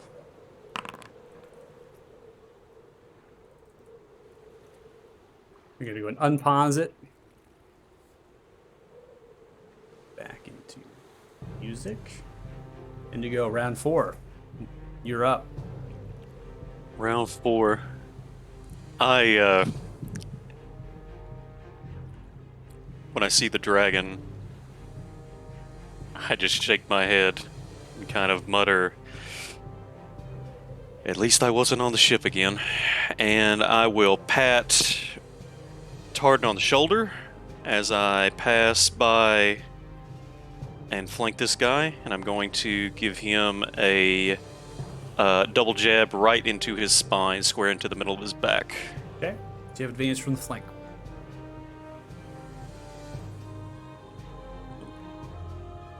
And go. Hey! That's 20! Hey, let's go. So you'll find out we play by kind of 3.5 rules net. So if you get a critical, you will maximize your crit dice. So you will always get maximum crit dice on the roll. So we have 12 points of bludgeoning damage as you come across, smashing into its spine. You hear a large crack as almost falls down upon its back, but it's still alive. It's still kind of there as it's holding itself upright from the actual blow. Okay. And then with that, after I pull my fist back and I see him I come with a spinning kick right across the side of his face. Okay. All right, 14 is going to hit as you come across, spinning kick right across the face. 5 points of damage, easy enough to take it out. As you kind of whip it, hear the neck snap as it does, it skids onto the ground, sliding slightly before stopping. Gotcha. Remind me not to get on your bad side, sir. Yeah, Indigo is killing a lot right now. Indigo's doing some mean damage. I step over the dead body and step next to Tardan. And when he says that, I give him a wink, big pat on his shoulder, and then I survey to see who's doing what. That's it. I'm done. Come to the captain. He looks and turns and sees the 3 that have jumped down on the south side and looks towards you, Nerus, at the bottom of the staircase through the railing. Nerus goes in for a full dash, running across. The rapier aimed, is actually taking a bonus action to do that dash, and is going to use the action to swing with the rapier towards the one to the center. That's going to be a 22, which lands.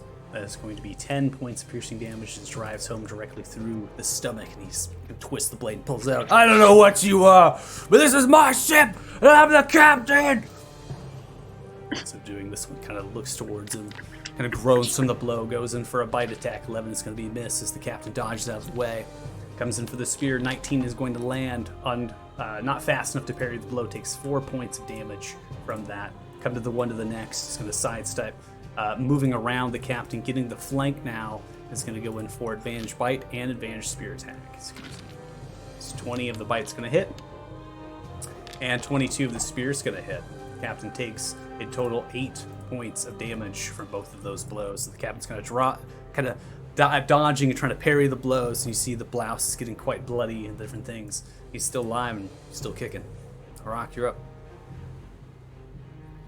Okay. Is that dragon attacking the other ship?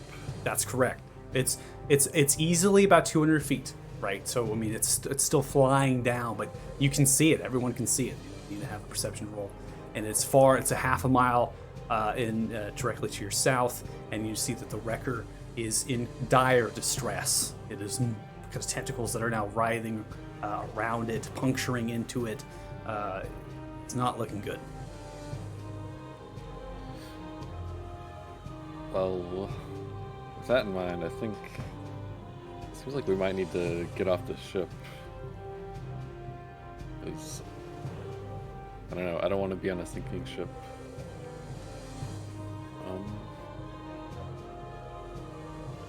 I guess guess I will call out to the group something to the effect of get to the lifeboats, and then there's probably the one to the southeast, and then go to take some heat off of the captain. Okay.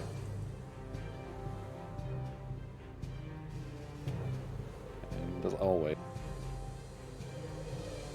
Switch to the Slayer spray over with the bonus. Okay.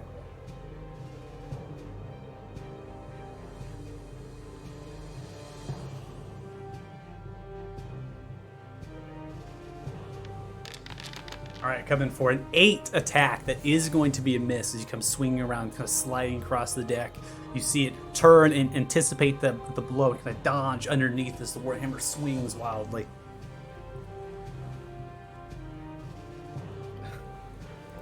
well, that's all I can do.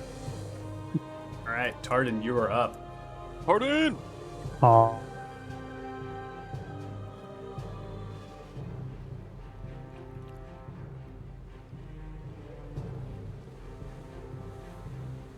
This way. And on this one that hasn't been touched or hasn't really gotten to do anything, I am going to cast my favorite spell of Hideous Laughter. Okay.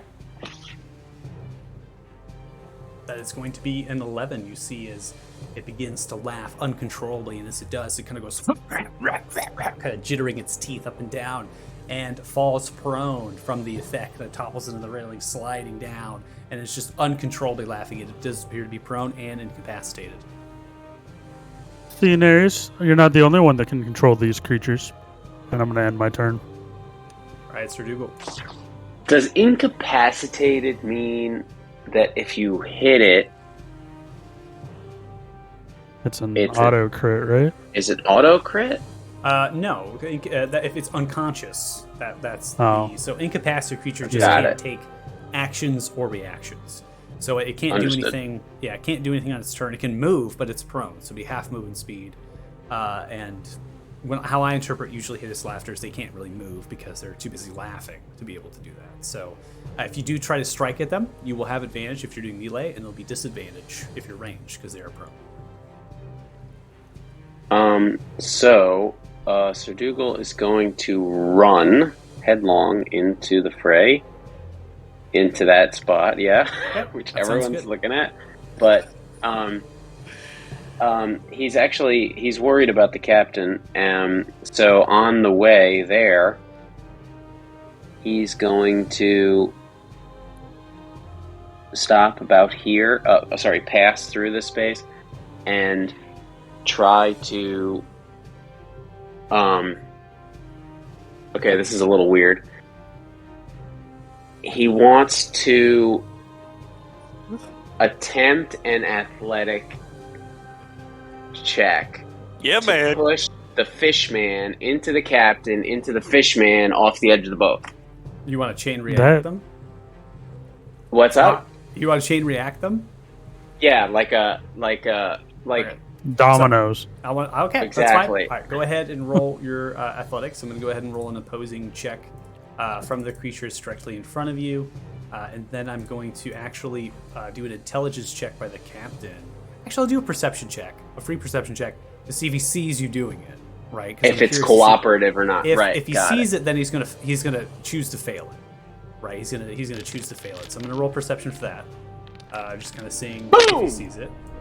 Off the edge of the boat, baby. Nailed it.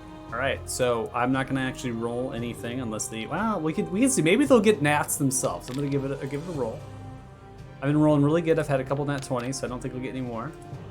No, we're good. We're good. So the nat 20s are being successful. The captain rolled a 24 in this perception check, so it is gonna be able to see you doing that. It's gonna choose to fail it. As we do have a domino effect from this. Boom, As boom, multiple boom. shots. Right. We're going to get to Perfect. that point. This one is going to fall down with a large splash. It is not going to hit anything but the water. Got I it. usually do half as far as the distance for the water check. So You're unclear as far as how much potentially damage that did, but you hear the splash as the one kind of cascades down. The captain shoved back into the railing as well as that creature, but they're still upright because it was just shoved to move, not to knock prone. And the battle will continue. Right. I'm just going to finish my movement to there and try to draw their ire. That's it.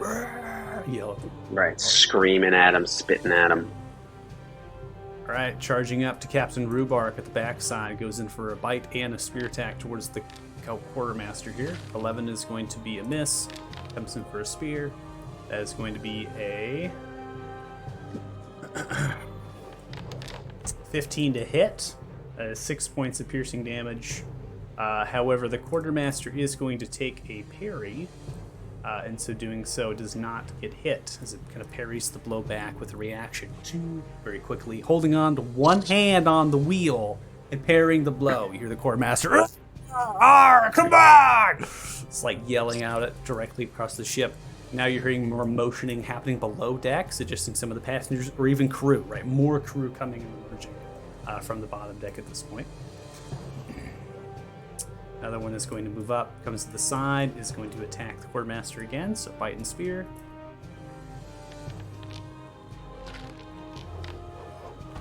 .21 with the bite is going to land, but the spear is going to be a miss. Quartermaster takes 5 points of damage. We now come to the one that has the hideous laughter. I believe it gets to roll a wisdom check each time on its turn, as well as when it takes damage. At the end of each of its turn, and then, each time it takes damage. So it would have to end its turn to do the check. Yeah, so it's just going to sit there, prone, it's laughing, and at the end of its turn, it's going to roll the check to see if it succeeds here. That is not going to be a success based on your DC. Ending a turn. Nerus, it's your turn. Alright, well, it seems like they have that in hand, so I'll move up here.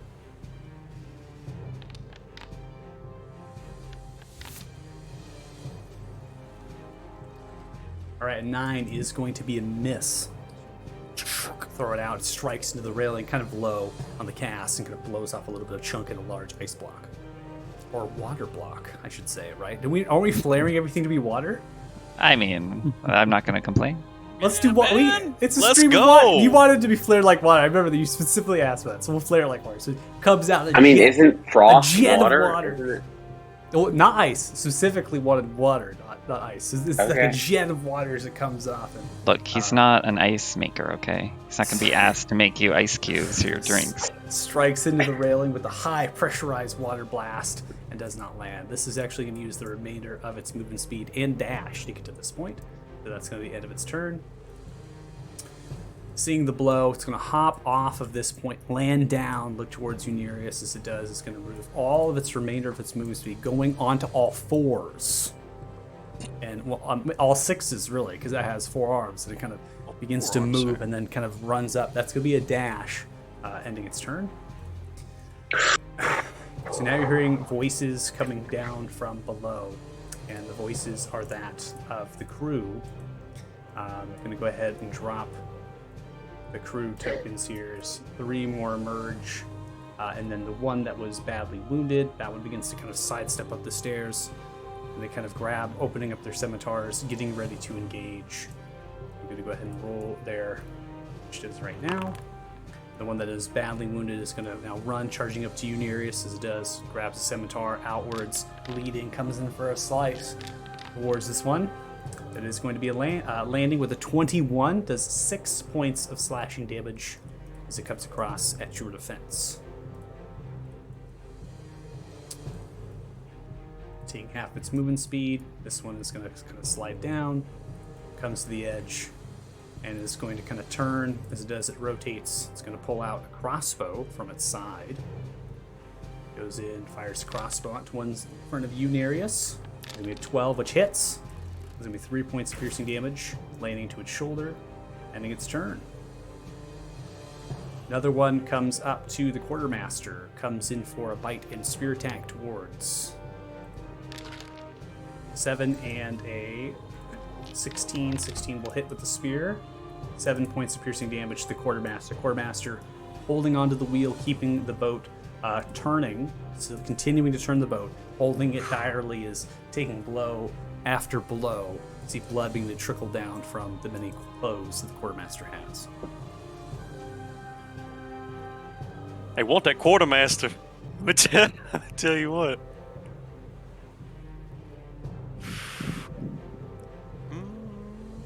Yeah, man. 20, 25, 30. Indigo is going to adjust his sleeves that's rolled up as he makes his way here to flank the one still alive in front of the captain. Okay. And we're going to go with a good old-fashioned jumping left kick, right kick type combo. That's what he's going to go for. Sounds good. Boom. The bicycle. Yes, very much so. Boom. 11. That is going to be a. You're targeting the. Oh yeah. Okay. 11 is going to be a miss on that strike. Okay, I'm going for the second attempt. Second strike is going to be a 13. Is going to land. That is 6 points of bludgeoning damage. So you come across. You just mistime one of the kicks to come back in for another one, hitting it into the kind of the shoulder of its backside. It groans outwards and slowly turns. As it does, it turns and looks towards you and spits on the ground. Gotcha. And then then what I'll do is I will do Hand of Healing on Rock. He's a witch.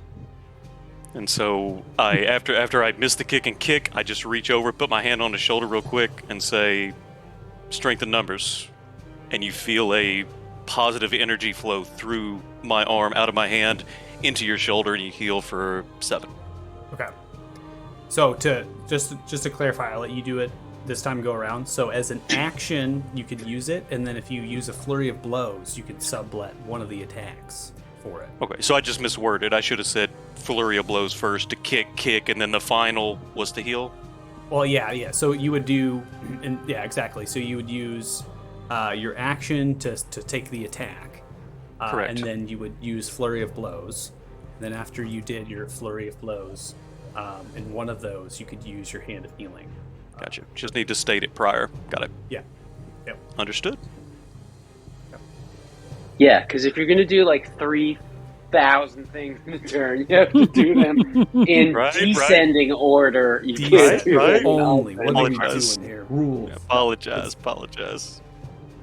Yep, that's it. I'm good. Okay. All right, so we come to the captain. The captain's going to look at the advantage here, come in with the rapier.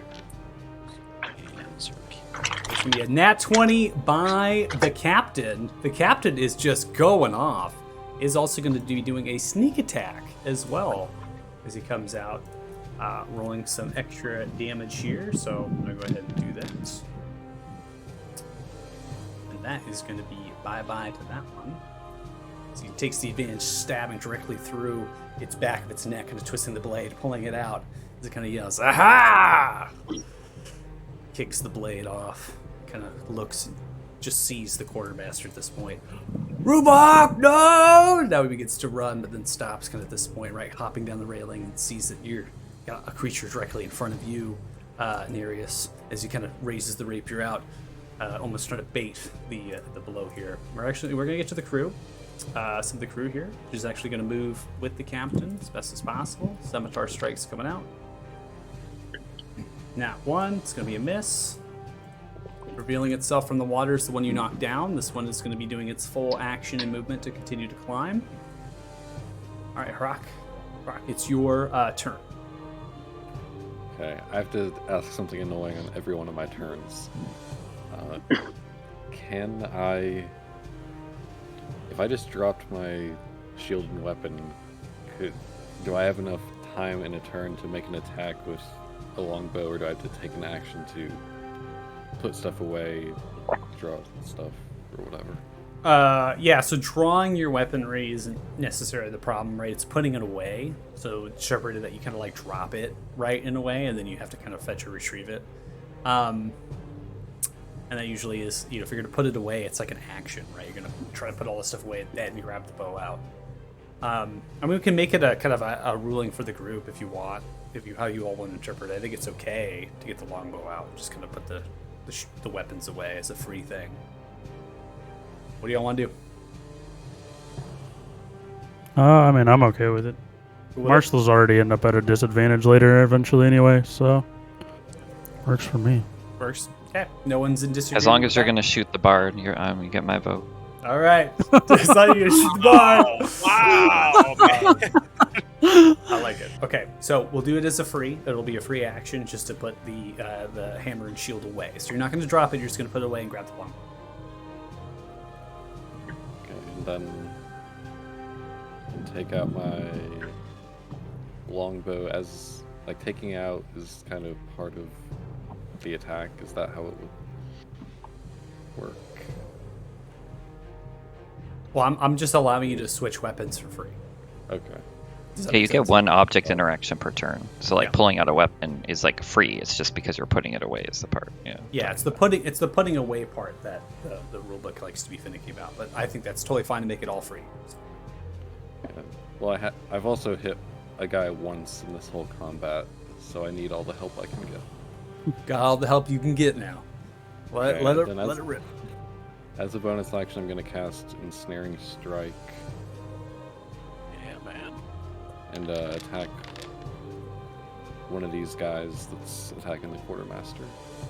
All right, it is going to fail with a 7, so it's going to do 1 point of piercing at the start of each of its turns. Then 19 is going to land, so 10 points of piercing damage. You want to make sure I'm getting Snaring Strike correct.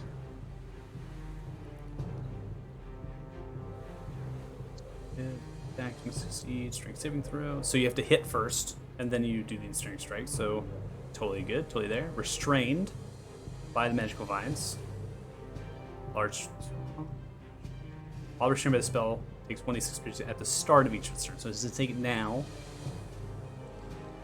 Okay, so it is technically restrained. So that is the effect that is denoted. So in restrained, it will have disadvantage and then advantage against it, as the vines kind of enthrall around it from the ship, kind of pulling and snaring into the ground. I'll let you just roll the damage every time. Just roll a d6, right? So we can change up the damage, not a problem. And I'm going to go ahead and apply the 10 points. It's still alive. 0 goes into his shoulder, and that effect happens. All right. And I will take myself off the measuring tool and move right there and end my turn. All right, Jarden. It's your turn. All right, I am going to move. Let's see. I think I counted this right.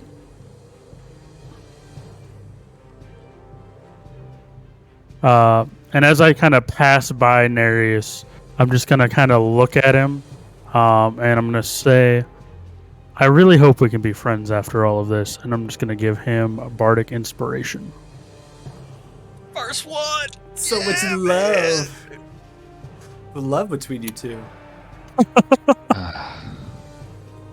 And then I am going to choose this one, and you guys are actually nothing like the merfolk guy.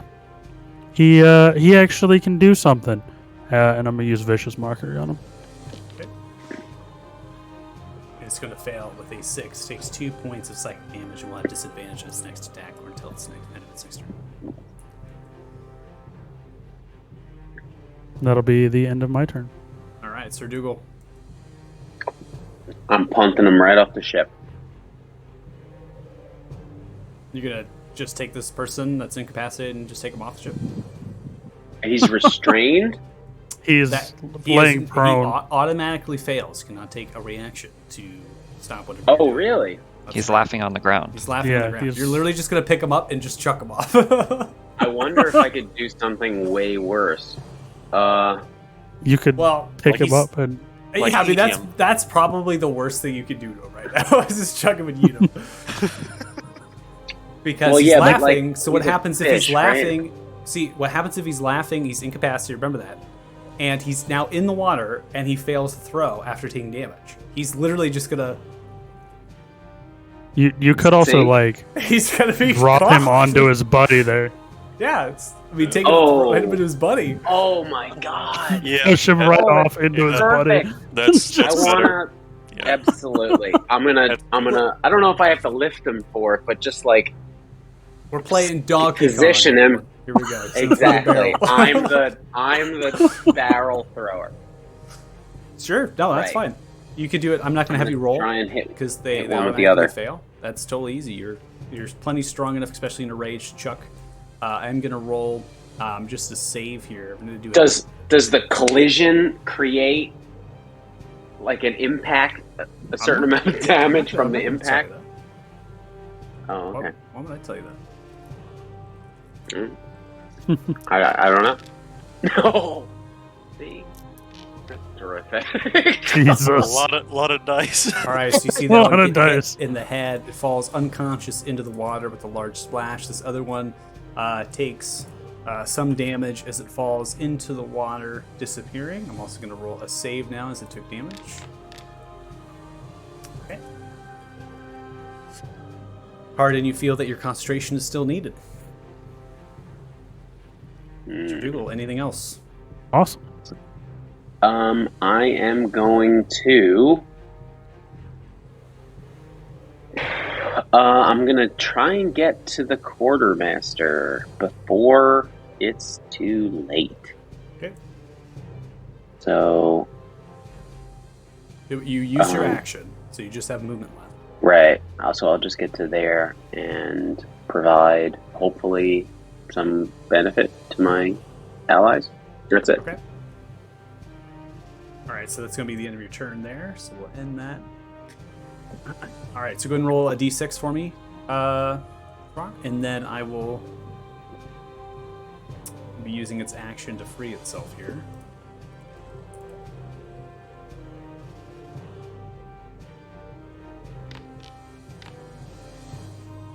Marshall, give me a d6 for damage. This is the start of its turn. Sorry. Good. Well, I thought I might give you the benefit of the doubt because you got a 1 on the last roll, so I was going to let you just roll it again. Damage properly. So 4 points of damage.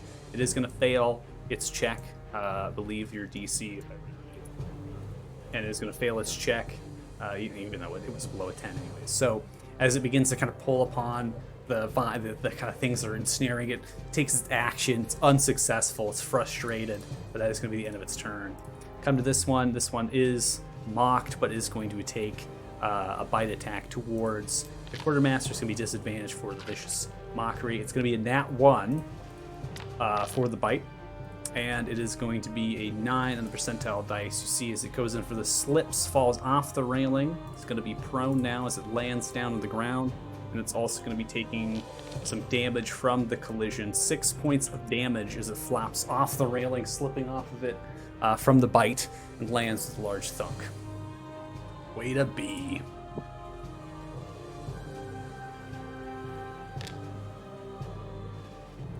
Okay, concentration still needed, Tardan. And now we'll come to Nay here. All right, well, he'll kind of lazily raise a hand and flick a bubble over towards the quartermaster that just grows in size and kind of hovers above the two creatures. Okay. As he casts Billsby's Bubble Burst.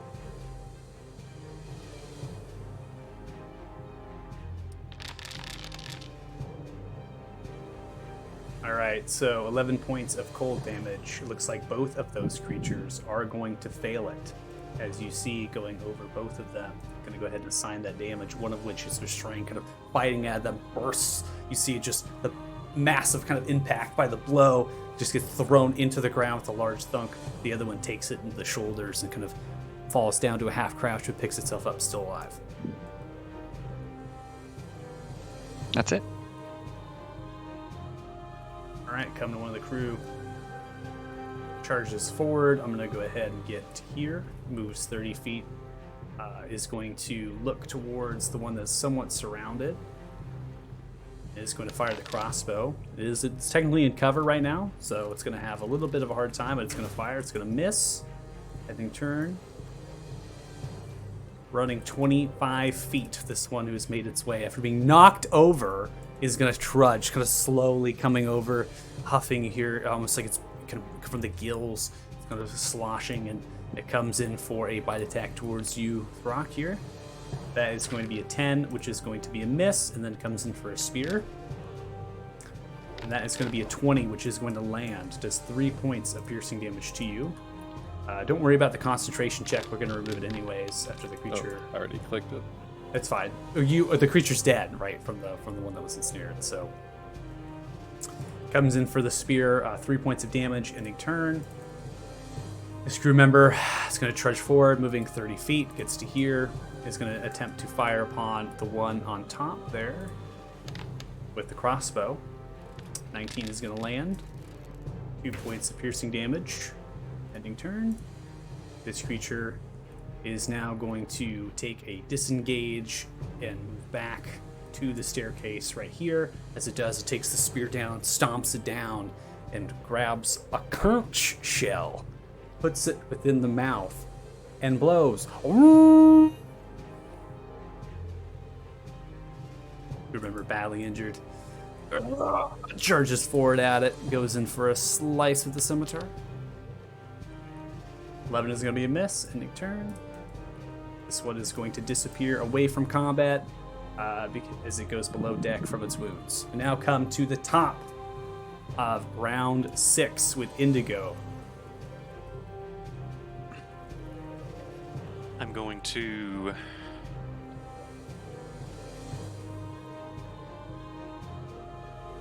give a nod to my orc friend, and I'm going to flank this gentleman. Okay. And I'm going to go with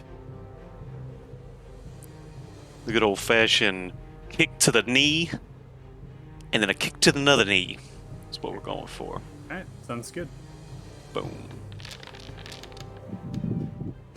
23. That's going to land. 6 points of bludgeoning damage. Your large crack of the knee, smashing it, falls down. Okay. Coming down, same knee. Picks itself back up. Hobbling on that knee. 23 is going to land again, going straight through the leg, blowing it off. It's dead as it falls down on itself. Large crash. And then... Is there a way for me to tell how much movement I have left? Oh, okay, I've already moved 10. I got you. I give a pat on his shoulder, and I stop on the stairs right here, kind of look to see what else is going on, and that's it. Okay. All right, we come to the captain. Kicked him in the leg until he died. Comes in for a rapier strike. What's this one? That is going to be a 10, which misses. This one kind of sidesteps out of the way. He's now going to come at the edge of this position as he looks towards the quartermaster. Rubok, stay with me, continue. He grabs onto the kind of the wheel at the same time, helping out the deck as the ship is moving. Trudging down onto the stairs. It's now going to take the advantage at this one. Swinging scimitar with advantage, right, because it's prone from being felling over the railing. Going to get the nat 20 from the crew member here, and that is going to be enough to take it out as it slices down, chopping away at its head. Just you hear this kind of grunting coming from the stairs. It just continues over and over again. Throck, it's your turn.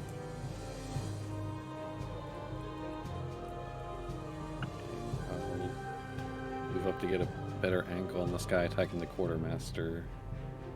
And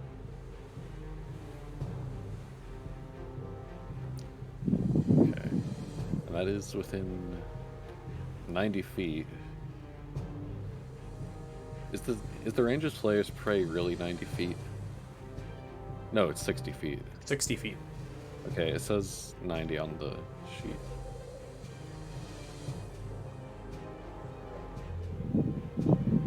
It's 90 then. It says 90 on the sheet, so I'll take whatever the sheet says. Oh, I can move 5 feet. I mean, right now you're Yeah. 60 from it, so you should be able to use it.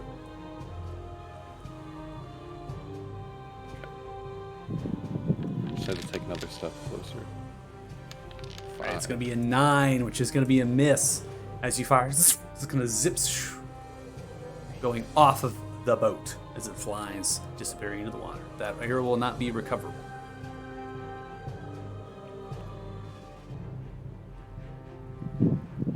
All right. All right, Tardan, it's your turn.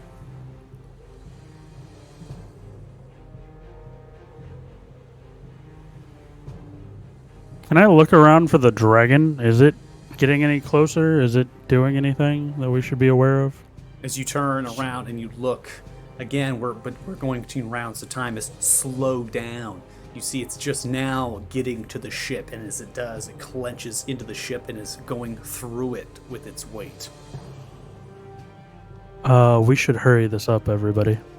And I'm going to step here, so I have a better line of sight on the guy behind the quartermaster. And I'm just going to cast Vicious Mockery. All right, setting up a Vicious Mockery here. That is going to be a fail. 3 points of psychic damage. So now has disadvantage on this attack. It's going to takes the thing and shakes its head. Nice. And that'll be the end of my turn. All right, Sir Dougal.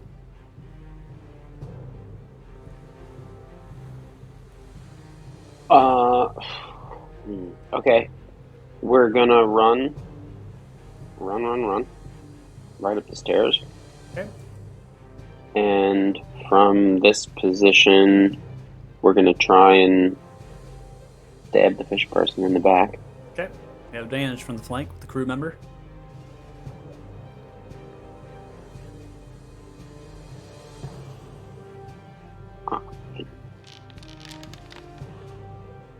Nice, 20. That's going to be a hit. Oh, max damage. Do 12 points of damage as he comes directly through. You see it Yeah, kind he of did. wince for the blow, holds itself back for a brief moment as you pull the blade out. It kind of falls in the railing to its side. It's still alive. It's bleeding this blue blood all over the deck. And yeah, and that's it.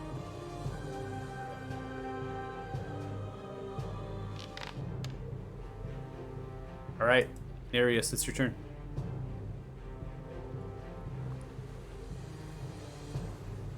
Move a bit closer. And look up at the one still attacking the quartermaster. Okay. And he'll glance over at Tardan. Anyone's welcome to be a fan.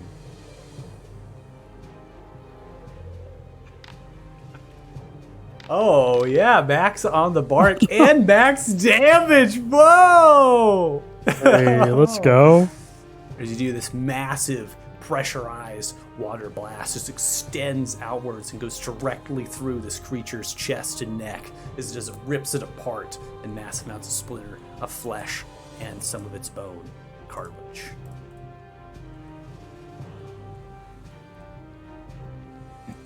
Alright, this crew member is going to run this way, going 15, 20, and then another 5 is going to come to this creature, taking up the scimitar. 15 is going to hit. That's 5 points of damage as it cuts through it, slicing against its side, splitting it open. Multiple its organs begin to kind of fall outwards onto the deck, and it is lifeless. It is dead. With that, we are going to go ahead and end combat, as initiatives are called. We're going to go ahead and stop the music here. I'm just going to go through a couple of these music things. It's the quartermaster bleeding upon the wall, holding it kind of just slightly. It's bleeding, holding the center. Captain grabs the wheel and looks as the ship is beginning to turn, as it stretches outwards towards the wrecker. The wrecker is ripped in 2 pieces. It seems the tentacles wrapping around both pieces. They're pulling it into the water as the dragon smash in between it with a large crash, and its wings are buffeting and moving. There's large amounts of roars that are happening from the dragon as it's ripping it into pieces with its kind of its bottom legs and just tearing apart as this lightning of purple and pink is crashing down around it, causing large amounts of thunder as it's coming kind of around, and large cackles and different things are happening. As that occurs, there is a massive kind of splash that erupts from the bow of the ship, and landing itself upon the boat is a 14-foot tall creature that matches in similar descriptions as the ones you have just killed. This one is wearing armor of bone fragments that have been kind of laced and put together, and it has large hands that are groping a trident of some kind as it kind of pinches down as it lands, kind of picks itself up with a large thunk. You see many of the crew members are kind of turning and looking. The captain's, what the fuck is that? And you see that some of the crew are kind of motioning as the captain looks left and right, sees the wrecker, sees the creature, looks toward the quartermaster. Rubach, hold the helm. Crew with me. Abandoned ship. He begins to run, heading for the bottom deck as he looks at the creature as it lands and stretches upright. The captain, as well as the rest of the crew that are on top here, begin to run down below deck to get the passengers, to bring them up deck, to get them onto the tenders, to get off of the boat. As this creature lands, stretches itself upright, it yells with a boisterous voice. Where are those that are chosen?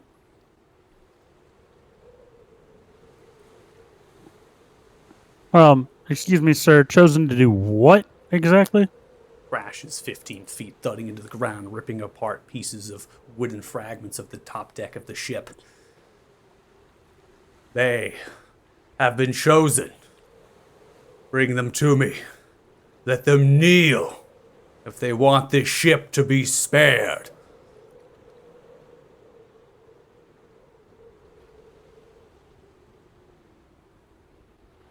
I feel like you and I and all of us got off on the wrong foot. Why are you attacking us? Because you could have just came on board, had some porridge. We could have talked about this chosen one thing. Silence yourself, Or that. you weak You want some ale? worm. The only thing I drink is the blood of my enemies. And All right, cool. So I don't. have been quite thirsty. Looks at all the tokens of humanoid skulls and bones resembling that of humans, merfolk, dwarfs, elves, and gnomes. Oh, he smiles. Look! Yes. Towards Nerus.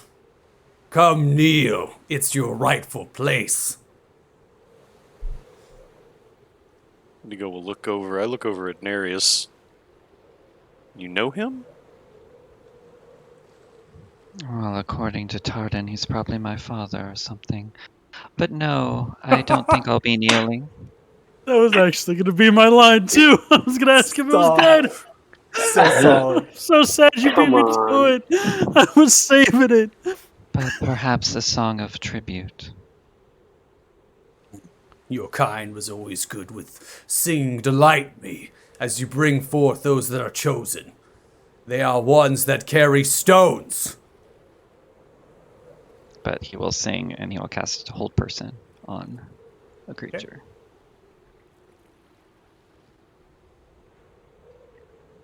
All right, so as you sling out the hold person, you see that he begins to freeze and become intense as he is now incapacitated from Paralyzed. Yeah, sorry, paralyzed. I went to click it and I clicked the wrong thing. Oh, click. Where is it? It's that one. Yes, paralyzed. So he's become rigid and solid from the actual hold, and he just completely stops and freezes in place. Kill him quickly. At which point, Sir Dougal leans into Puff and says, "They don't write songs about cowards," and he runs in with his sword drawn and Okay. just has at him. All right, I need everyone to roll initiatives as you move up on the creature. So go ahead and move. Take 30 upwards of 30 feet of your movement, if you have it, and then roll your initiatives.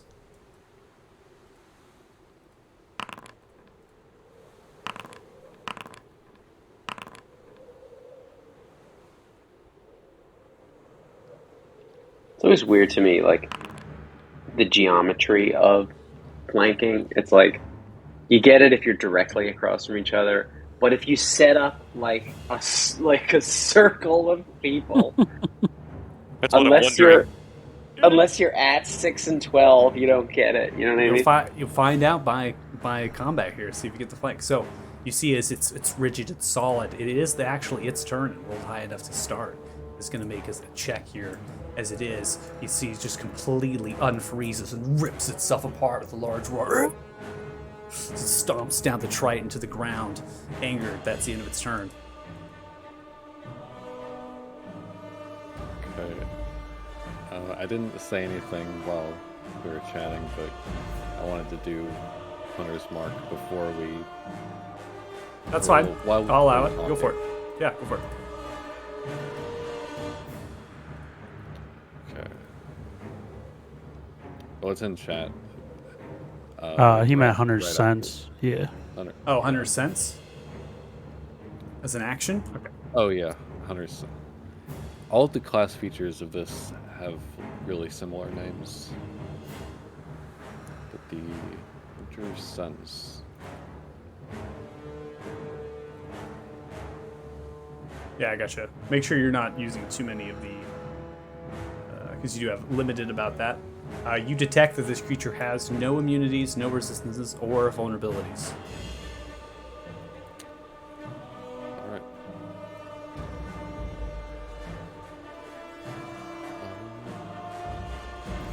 I guess I'm gonna shoot him with an arrow. Okay. This ensnaring strike, even though this guy is...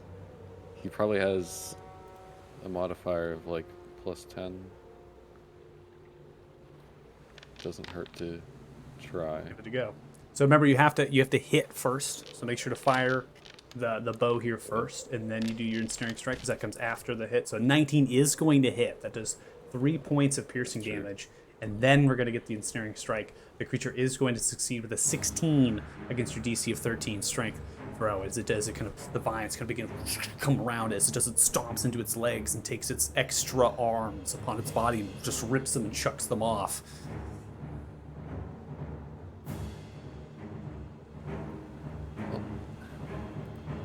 Alright. All right, Tardan, it's your turn. I'm going to look at it kind of dead in the face. Sir, it's going to be you that bows before our performance. And I'm going to use Unsettling Word on it. Oh. So I guess I actually roll it as a Bardic Inspiration. Yeah, so Unsettling Words. So as a bonus action, you spend one of your Bardic Inspirations to choose the creature. So the creature must subtract the number rolled from the next saving throw it makes before the start of the next turn. Go ahead and you can just use Bardic Inspiration to kind of expel, and then just roll the dice manually. That's going to be the easiest way. Okay. Nice! Awesome! Good work. And then I am going to cast Blindness on it. Okay, go ahead and do Blindness. I'm no need to subtract 6. It rolled a nat 1 for its saving throw. It is now blind. So you can see the effect kind of comes on as its eyes, these shark-like kind of open eyes. It has multiple eyelids, and you can see now it's just white. They're just ghastly white. So whatever dilation or whatever coloration they had before, it's just gone. There's almost like this mist around the eyes, like some cloud that's beginning to form around, beginning to shake left and right. He laughs. Most of the time I can't see anyways.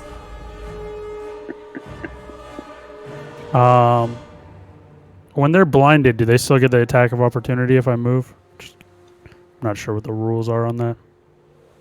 So if they are blinded, they will get the attack of opportunity if they understand your last known location. Does that make sense? So you are in your spot. So if you attempt to maybe cycle around it to a spot that it's not at, and then you stealth, then it will not get attack of opportunity. But you use your action and your bonus action already.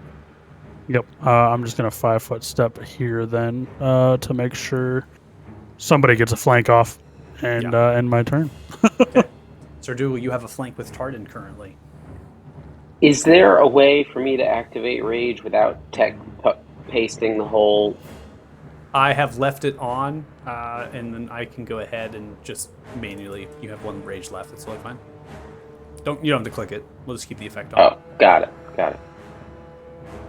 Okay, and then we're gonna take a swing at him with Swing. advantage. All right, 19. That is going to land. So you do 8 points of slashing damage going directly through its leg, its left leg, slicing a little bit. You see this blue blood begin to pour down from its meaty left calf.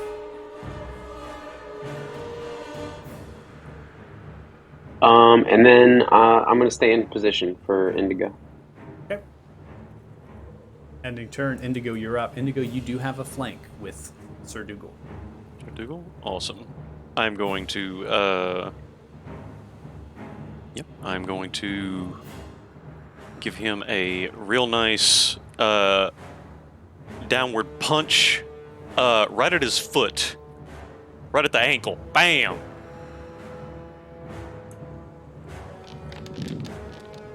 Nat 20! This monk. Oh my word. 10 points of bludgeoning damage. We should keep like a track of how much damage Indigo has done, because it's so much. 10 points of bludgeoning damage you come across. Yeah, right on the top of the foot. Right Top on of the foot. Yeah. Smashes into it with a large crush. Okay. And I'd like to hit the same foot again. Ruthless. Absolutely ruthless here. To be fair, it is a 14-foot tall creature. So 8 points of bludgeoning damage. It's massive crushing in this appendage of its foot, which is very fin-like in some of its kind of sleek design. You come across doing another 8 points of bludgeoning damage. Pierces, it raises the kind of the foot down. It's bleeding profusely from different crush wounds, but it is still up and is still alive. Gotta stand up, adjust my sleeves real quick. That's it. Okay. All right, Nerus, it's your turn. So it's blinded, right? So we have advantage against it anyway. That's correct. You have advantage against it anyways, so you don't have to roll or hold it down. You should it automatically gives it to you. I don't know why it's my name in there, not Nerus every time, but it's okay. I believe that I forgot to change your token name, so I can do that real quick, no problem. 21 hits. As the 8 points of cold damage as you fire off. This beam of water crashes into its center chest, kind of braces against the blow as it is. It kind of still blinded, smells the air. Merfolk, yes! It licks its chops.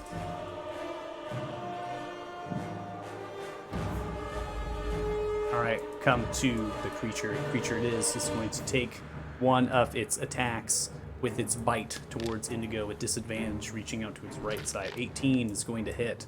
That does 10 points of piercing damage as it bites down onto your shoulder, rips it, like kind of does a motion like this as it rips outwards. You see multiple bite marks and razor-sharp teeth. It's going to take its next attack, swinging to now its left side. This attack is going to be its trident as it comes down around towards you, Sir Dougal. That is going to be a 21 to hit. That is going to hit 10 points of piercing damage to you with the trident. You half it to 5, being in a rage.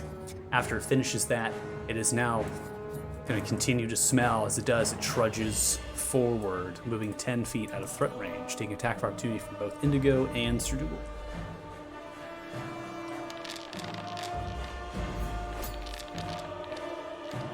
All right, 18 is going to land, and 22 is going to land.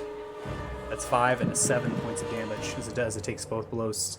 Blood begins to pour from backs of its legs. You're striking, continues to move forward, takes its tail around, and it whips forward towards both Nerus and Throck. I need both of you to make dexterity saving throws. Oh boy. Oh boy. This is a bet settler here.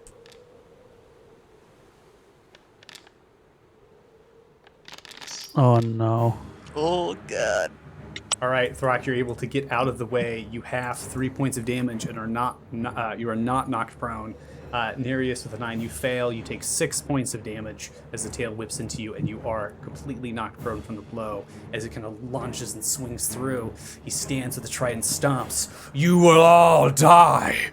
This is pointless, for I have the alliance with the greatest of people. Ends the turn. Throck, you're up.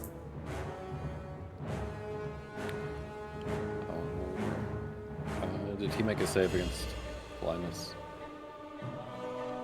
He did. I don't know if he did. He Usually does. automatically It's every does it. turn.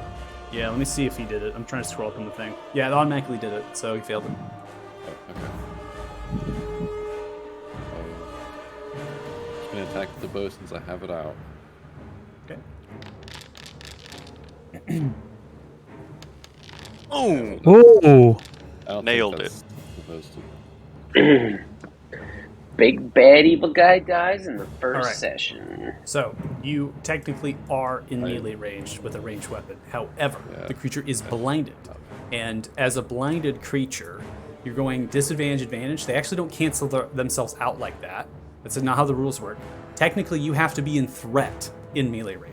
As a blinded creature, cannot actually oppose a threatening stance towards you. That's classified in rules. You still get the advantage based on it being blinded, even at melee range with a ranged weapon.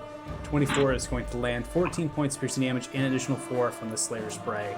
As you directly fire an arrow point blank into its neck, it lunges, it gasps just a little bit, and the gills kind of flail outwards. It moves its head left and right, angered and enraged. All right.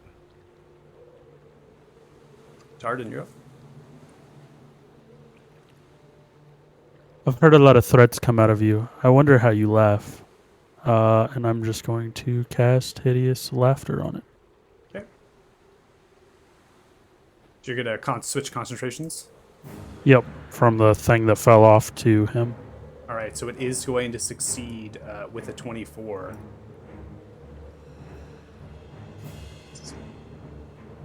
It does not begin to laugh. It doesn't seem to have any effect towards that. Kind of just still blinded, still, but just unmoving, right? No sowing shines that your magic was successful.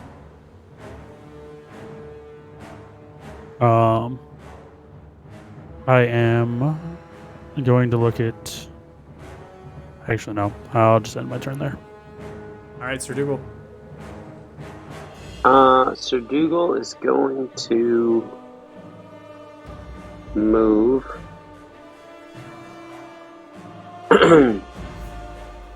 to here to try and set up in case something changes with the conditions Okay. for Indigo, All right.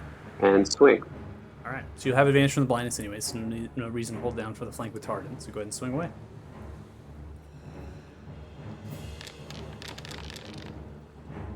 That's 20! Hey, there's been a lot so of many- crits here. 19 That's points it. of slashing damage. Sir Dougal, how do you want to do it?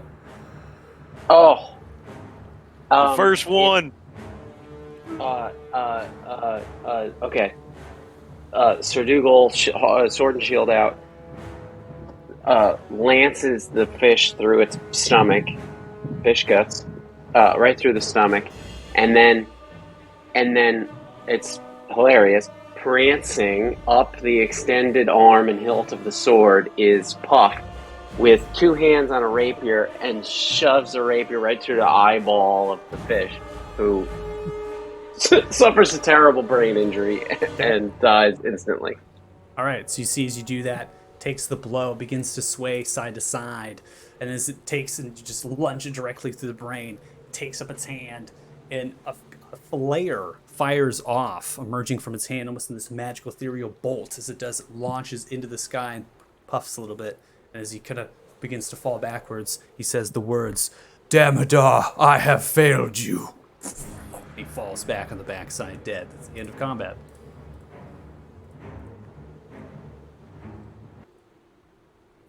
Can I take his trident? His trident is massively large. It's greater in length than your body. You could attempt to carry it. I think that's totally fine if you want it. But you will not be able to wield it. No. Actually, no. That's too much. Never Okay. mind. Can Does we he see? have anything? Oh, go ahead. No, it's okay. You go. I was just going to ask if he had anything else on him of value. Go ahead and roll investigation.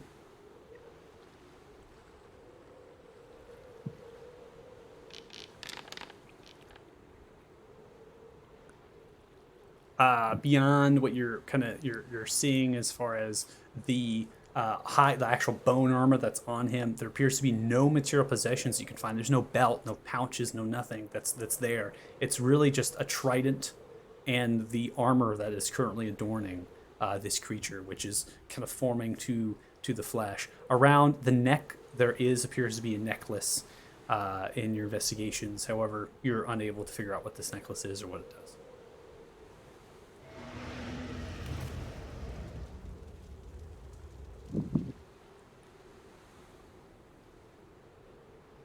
Can Sir Dougal see if he walks to an edge to the outside of the ship rail here? Can he see any survivors from the wreckage of the sister ship? Maybe swimming for it or in the process of drowning? Go ahead and make a perception check.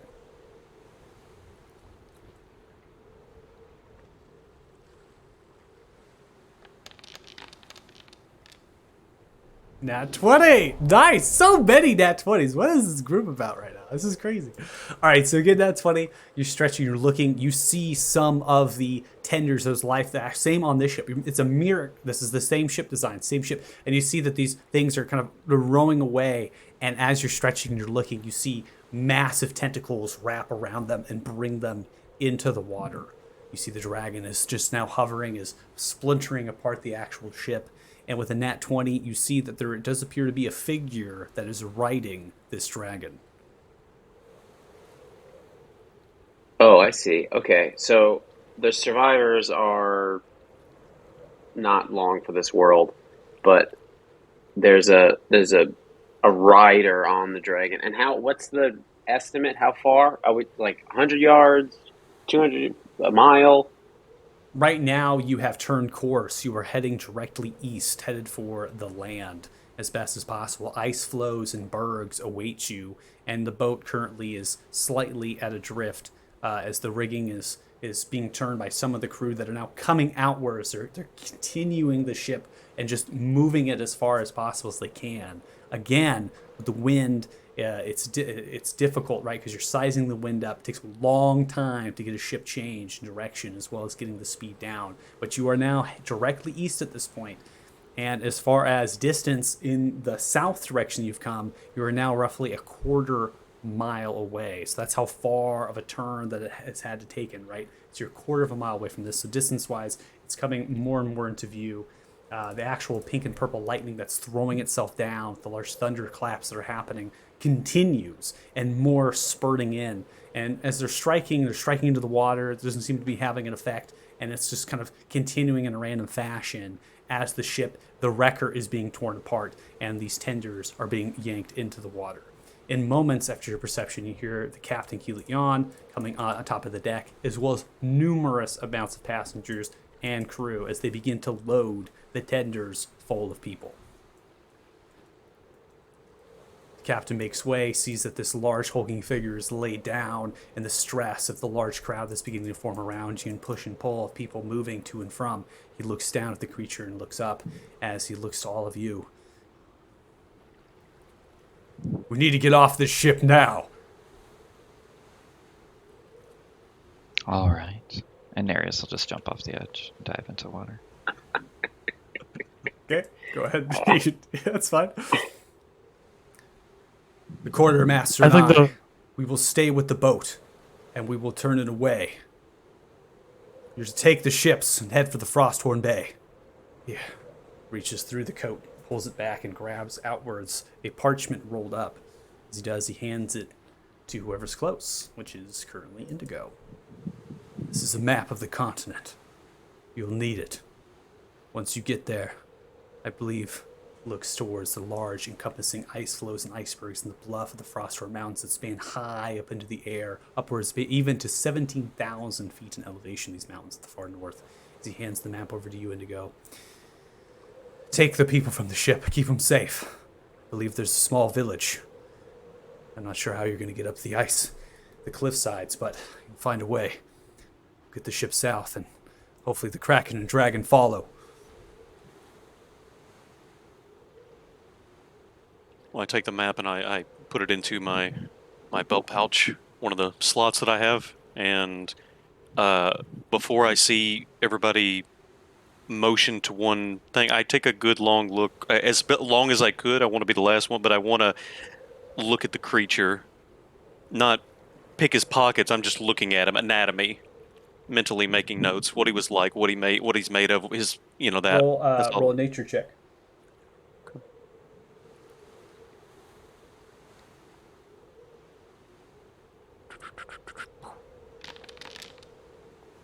Now, you do not know what this creature is. However, you are easily able to take notes, right, of the anatomy Yes. and different things of this creature. That's what I want. Good. Okay. Are we in agreement? You're to take the people and get out of here. Yes. Understood. Yes. And if you find my wife, Martha, in Olathe, and my son, Jeremy, tell them I love them. Do you have a token? Grabs the rapier. Throws it over to you, Sir Dougal. Go ahead It and would put be my honor. a rapier in there. Actually, that was the wrong rapier dragon. It's actually a rapier +1. I'll just tell you that right off the bat. Oh. And I'll name it that for now. In your inventory, currently. Alright. Some of my crew will stay behind and help us move the ship further south after you disembark. Fly fast, or you will suffer the same fate. He looks towards the wrecker, which is now disappearing into the waters. The dragon is picking itself up back to the air. Move, crew, move! The quartermaster begins to ring the bell wildly, ringing it back and forth as you all begin to board the tender, get onto the actual ships. You see the other tenders as well. People begin to get onto them, and the captain, as well as the quartermaster, along with most of the crew, begin to help lower the tenders down through some of the roping and pulleys that they have built into the railings, getting the ships as they're smashing down. You all are in one single tender to yourselves. There's no passengers or crew upon yours. As you get onto it, you see all of them begin to get launched and move alongside your tender. Is Nerus, who's swimming with you alongside, and begin to head to the east, the closest place to land without food or supplies, except for what's in your backpacks currently, what's on you. You head for the Frosthorn Bay. With that, we're going to go ahead and take our break. I wonder what else he can swim Sweet. in. If you are watching, thanks so much. We appreciate it. We'll be back in 10 minutes or so, and hope you continue with us the second half of the session. It's been a blast, and we'll see you then.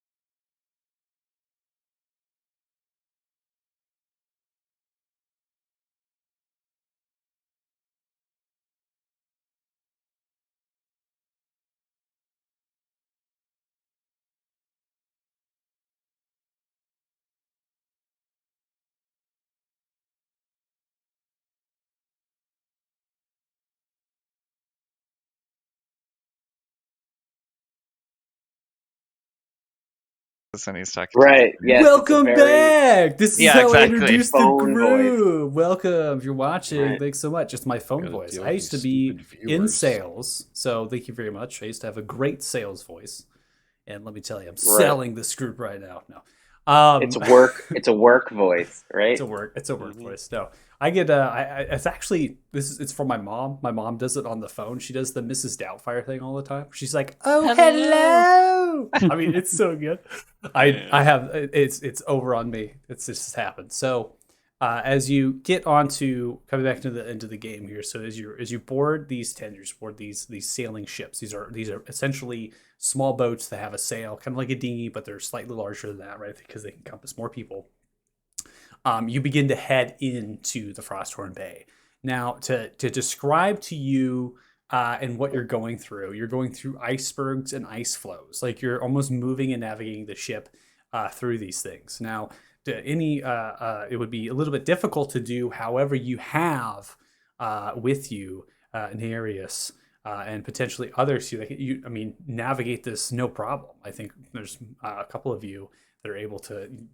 You're used to the rigging, you're used to navigating, and you're able to get the boat through. You are the lead ship, so to speak. A lot of the passenger ships behind you, they're almost like struggling, right, to get the sails up and try to work them and things. But in due time, they figure it out, probably with the help of you, Nereus, kind of swimming back and forth, kind of helping out the ships and whatnot. Now, as time goes, you are on currently the boat. And as you are sailing in, I'm going to adjust the time here as we get to roughly about 9 p.m. and you are still on the water. Lord. So, as you can see here, as you're kind of you're on the boat. This is kind of symbolizing that you're in the darkness. So, if you don't have dark vision, that's unfortunate. But I think all of you have decent dark vision. And Nerus, you're putting light on yourself. Mhm. Okay. I think I can give you the effect. Where is it? Actually, am I the only one without dark vision? Human? Mm-hmm. Probably. I believe you and Nereus do not have dark vision. So you would be the two that do not have it. So, Nereus, you're kind of the beacon of light here, providing light. The boats are kind of in the back, so they're off map. They're slowly moving through. We're about 9 here. I'm going to go ahead and put on a wind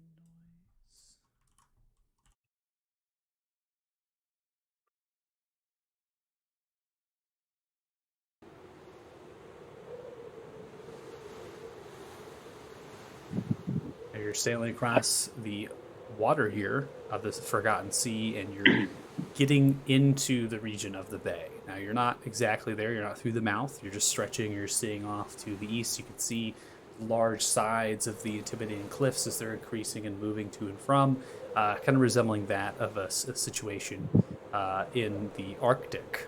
And you're noticing large pieces of these cliff sides of rock and snow that are perched, and then at the back side of them are mountains further in, but there's like a bluff. There's a space there that is next to the bay, far off in the distance now, many miles. You're not going to get there this day, but maybe the next day. And you can see that it's kind of forming in the shape of a bay, and that on there is like a bluff, and that's many miles away. And you get to see that. But now, as the dark, obviously, the sun is setting, the clouds are forming in the sky. You're unable to get an idea of that. So you're only seeing what's kind of in front of you, which are ice flows and bergs kind of moving around, and the temperature is quite cold. It's dropping all the way down to sub-zero temperatures up here. And you're trying to find warmth, and in so doing, you actually see that in the ships themselves, in the benches, they can be lifted up, and in there are large pelts of bear and wolf and wool as well. So goat, you get to kind of pull them up and just wrapping yourselves up as best as you can to kind of stay warm. And so doing, you see at your backside, some of them passengers are getting torches out, which is in that as well. It's almost like this like emergency kind of kit, and they're kind of lighting torches and they're trying to keep themselves warm as best as they can at the boat's backside. Now we get to the sequence of the striker, and that was something that was visible as the striker began to turn many hours ago. It was just turning, getting towards the south once more, and it struck the side of an iceberg in the turn, and then after that, it was attacked. And as this dragon ripped it apart to shreds, breathed fire of blue and white upon it as the cloud above it of this pink and purpling was kind of moving and shifting in the direction of the dragon's flight, crushing into the ship. The ship drifted for a brief distance before a crack had emerged, enwrapping and taking it down. That was all visible. But now you, being low profile on these ships and going into this location, you're in the security of the bergs.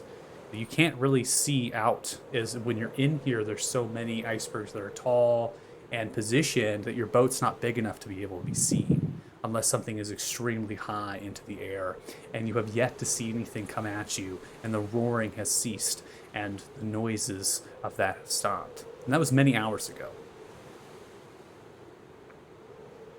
It would be safe to say that we at least short rested since Yeah. the boat. Yeah, if you want to take a short rest, you can. Okay. I am pro short rest.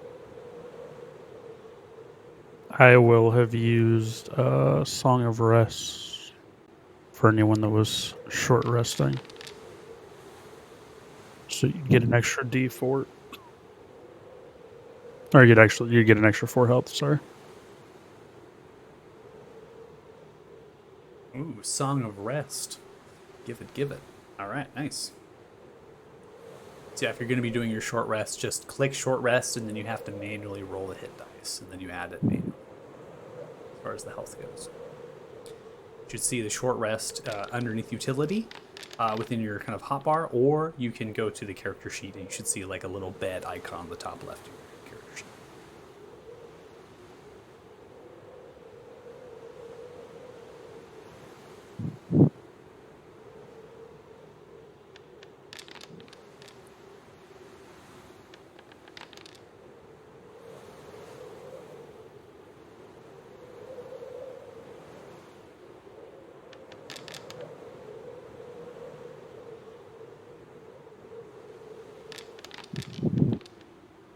Oof. A D12 is wicked. Mm-hmm. Didn't roll very well, but pretty amazing.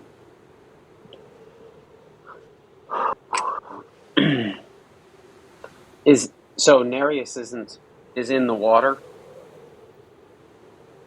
He's not up in the boat? That's up to Nerus. I put Nerus in the boat for now. I mean, once it gets darker, he's not going to be in the water giving off light. He's not stupid. I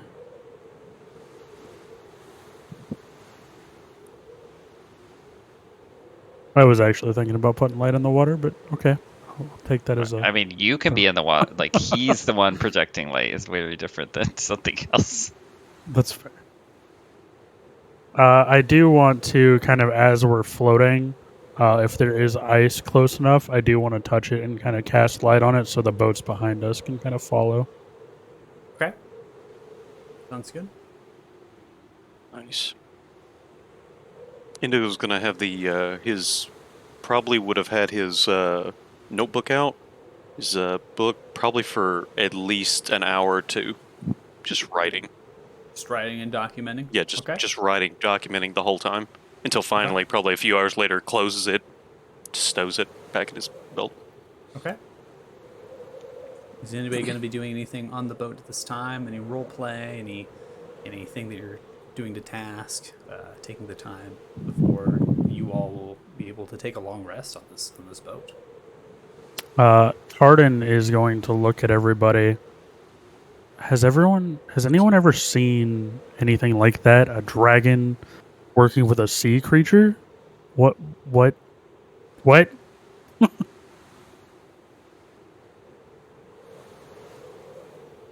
No.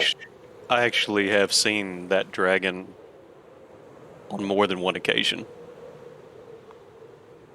It is ferocious, it is deadly, it is monstrous.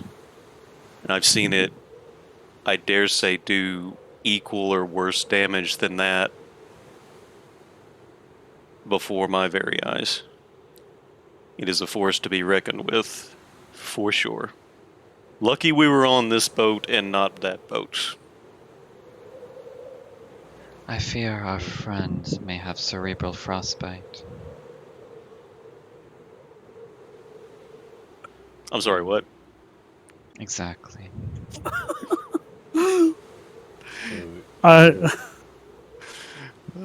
I'm just gonna put my hand on Indigo's forehead.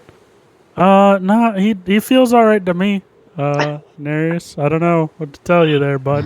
It's spreading across this ship already. So, Indigo, I just wanna.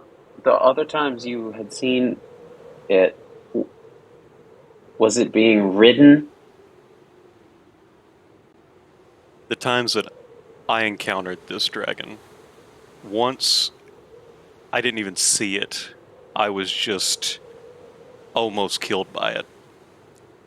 I woke up days later from unconsciousness finally, and was told that was happening. A few people that were with me were not so lucky. The second time, I did see it coming, and I was still not that lucky. So, I never was able to take a keen eye to see if someone was riding it, so that is new to me. But the size, the color, and the breath, I've definitely seen that dragon before. You said somebody was riding it, though? Did you just notice a figure? Did you see anything else? No. Just a figure. I couldn't make out any more details than that. When the with his dying breath, the fish person had shouted a name out loud. Is that name a name that you had associated with that dragon? Or had you not associated any name with that dragon? I do not know for sure the name of the dragon. Most people that the people that I have talked to personally about the dragon when I was close to it, there wasn't a lot of talking. Curious to wonder though if the person riding it, is it just who's in charge of who? Is he just along for the ride, or is he commanding the dragon? Worth a thought, at least. Or are both of them pawns to even a bigger picture, but something bigger than that dragon? I challenge you to wonder what that could be.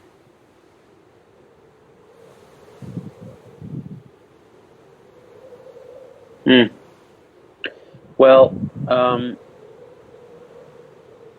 I didn't expect this, but certainly part of one of the details of my charge, of my mission, is a dragon, a different dragon, but a dragon. I Same wonder. No. No, which is how I know it's a different dragon. But I had never seen a dragon before today, and I wonder if that's a common thing here. Is that... It sounds like maybe for you it might be. I think maybe for where I've been, it was common for where I was for a time. From where I'm from originally, they were few and far between. We're not hostile or ferocious like this monster. Like this, the size and scope of this thing is beyond anything that I've ever heard in any story from anybody I've ever encountered in my life. Hmm. What about you, Torton? Or Croc? Anything like this from passing stories? Anything?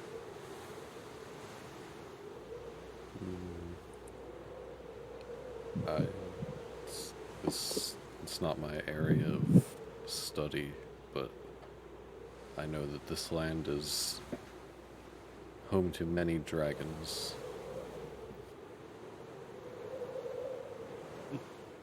don't- Go ahead. No, please. I personally have never seen a dragon. However, I do know that magic is ripe, at least in the southern area of the continents. So I know for a fact that where I'm from, use I don't even know how to describe it. They essentially waged a war to gain some of that resource back. So it is very possible that there's dragons much more common in the south that I've just never seen myself.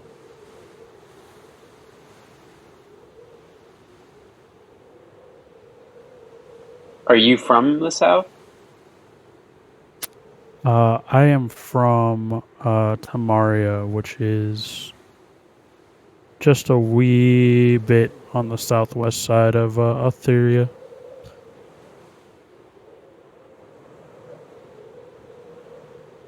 Are you familiar with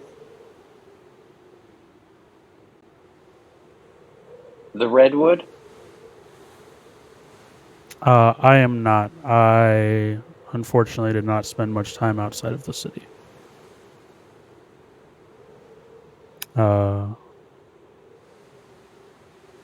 Mostly at college, at the various schools where I learned my trades, or didn't learn, if you ask my parents. But that's neither here nor there. An educated man. I like it. I mean, I never graduated, so Fair. Too many encounters with partying, perhaps? yeah, there was definitely some distractions, and Tardan's gonna kind of like reach up, and like grab the silver chain around his neck, to just kind of remember better days where he wasn't stuck on a boat. Nerus. Yes. Sorry to bother you. I know you're pressed for time. Do you happen to have any idea what that creature was talking about when he mentioned the chosen ones?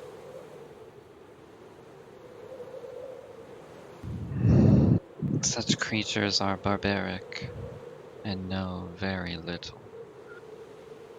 Likely frostbite in the cerebellum.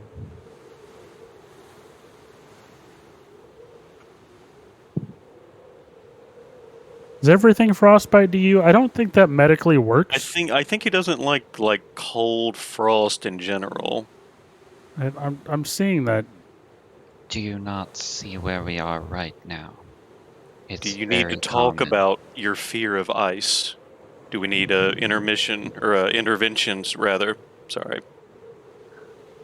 Only friends can hold interventions. Burn. I would say that we're all friends. We just almost died together. Speak for yourself. Hey, you got hit. I didn't. I'm just throwing it out there, bud. I got hit like a wet noodle by that big son of a bitch with the thing, but I punched him in the foot, so it worked out. But no, I do not know what such a disgusting beast was muttering on about. He also wanted us to kneel before him. I don't think you can put any stock in what he says. I only kneel to one person. And he wasn't it. So what's the plan? Let me guess. Group huddle, use each other's body warmth, completely comfortable with my sexuality. So if you guys want to just get close, we don't need to freeze to death tonight. Unless you guys want to freeze to death, of which the whole frostbite head thing, we can do that too. Option A, option B. Up to you. Up to you guys. Up to you guys. Do we have to cuddle? I'm pretty sure there's furs and stuff in here. We should be fine. I mean, it's fine, and then there's comfortable. It's either way. Either way, invitation. Anybody want to? It's cool. Either way. Dougal gives Indigo a hug. It seems like he wants to just be close to somebody. Hey, man. I bring in this point of order. How big are you? Like Probably 6. Like 6 foot? We talking? Yeah, just under 6 foot probably. Oh yeah, That's a big rabbit. That's I bring this rabbit in and give him the full like boom, right on the back. You get like a face hug too from a squirrel, Nice. which is it's either enjoyable It's or the not, real win there. depending. Tardan's gonna look at everybody. You guys get some rest. I don't need to sleep. I shall meditate and keep watch and listen out in case anything is to happen. Fair enough. Rock. You good?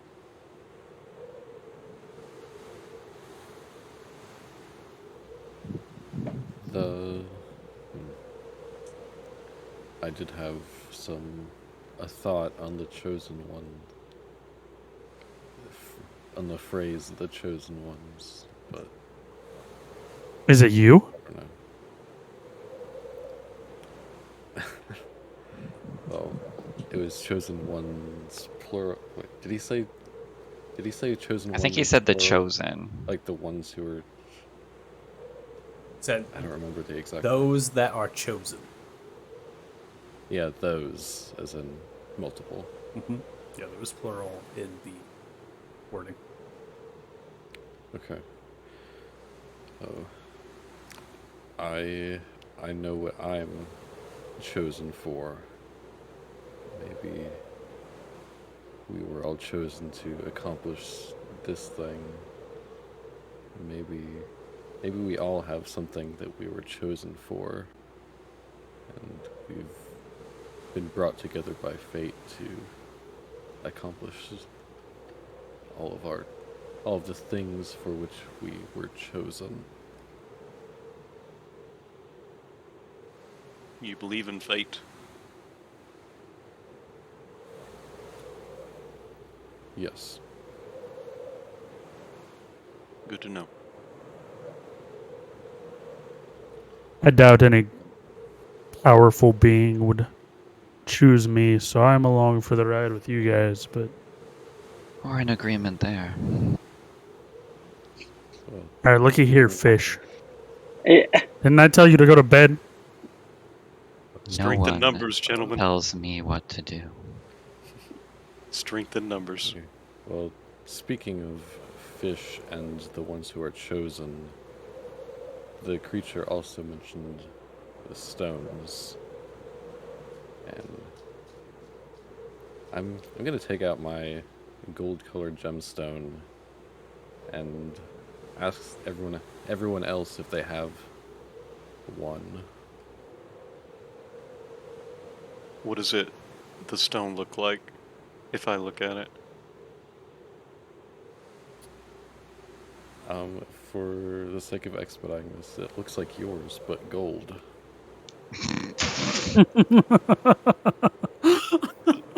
This guy. I pawned mine, but he will.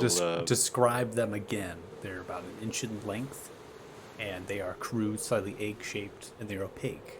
Coloration is the only thing that yours, in the purplish belt that you were provided by your master, differs. And so, I will undo the robe and open it.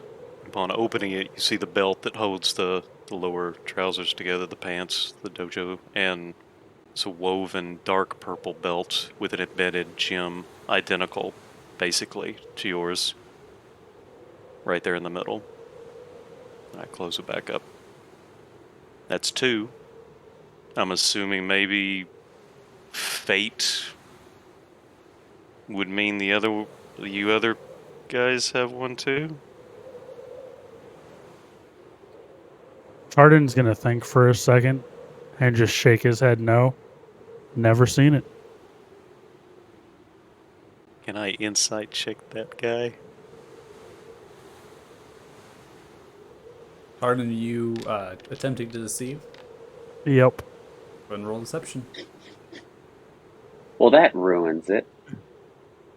I mean, come on. Well, We can keep out a character away. Wow. That is a extremely high insight.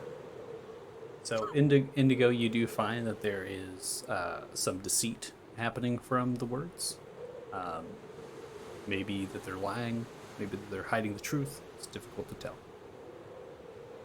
Out of character, can I ask you a question, player to the DM, about that? In refer to insight, because I'm unclear. If that was to happen, that doesn't mean that I know for a fact that he has one.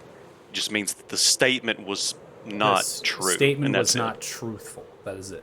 Yeah, you're just told, and it could be some part of the statement that's not truthful. It could be Fair the whole enough. part. It could be a little part. Yeah. Thank you. I just say, okay. Why don't you, Dougal? Yes. You happen to have a fancy stone of power? Yeah. Yes. It was given to me by. It was given to me by my queen, and he pulls out a. It's been tucked under his tabard, which is a talisman on a leather rawhide cord. He pulls out a bear claw, a whole claw, with a black gem embedded in the palm. Yes. It's, I believe it is, it holds an enchantment, I believe. I don't know what it is, but I wear it at her direction because it identifies me as a faithful servant of the Sealy court. It might do something else. I don't know what.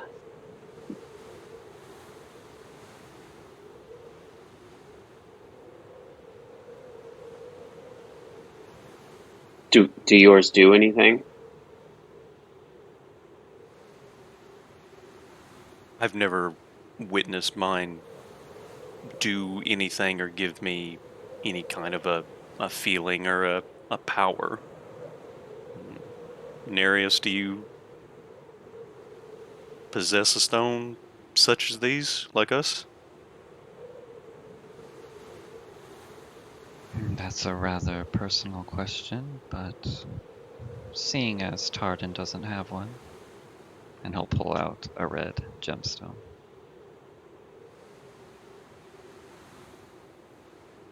Not sure why, but it seems like a awful big coincidence. We all have an identical stone. We were all on the same ship. I'm not a big fan of fate, but I look at Rock and I think that maybe there's something there. It's They're worth just thinking about. rocks. Or that could be it too. You should put two of them together. This was given to me as a sign that it was time to return to this continent. So to deny that it is fate is foolish. So what colors did we have again? Gold, I'm going to point to Harak. Purple, I'm going to point to Indigo. I don't remember what Dougal had. Black. Black. And Nerus had blue, is that what I heard right? How kind of you to associate blue with me, but no, it's red. Red, I think. You got something against blue? No, he said how It's- kind to associate blue yeah. with him, but it's red. I was trying to get bonus points with Nerus here. I'm going to go ahead and actually pull out my necklace with the white gemstone in it from my shirt. Without saying anything to anyone. Just going to casually pull it out. A poor singer and a liar. Maybe if you were better friends with him, he'd be more forthcoming. I prefer it this way. It's a sad way to be. No, it makes things more fun. Everything is a surprise. It is, especially when you wake up on a boat in the freezing water, and I will try to pass out.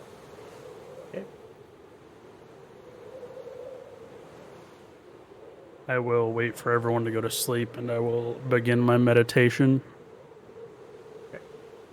Trance it up. Sounds good. Anybody staying awake? Anybody doing anything? Everyone just taking a long rest?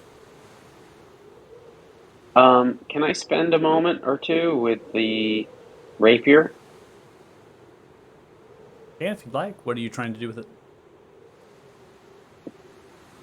Does it look usable? Can I attune to it? Does it require attunement?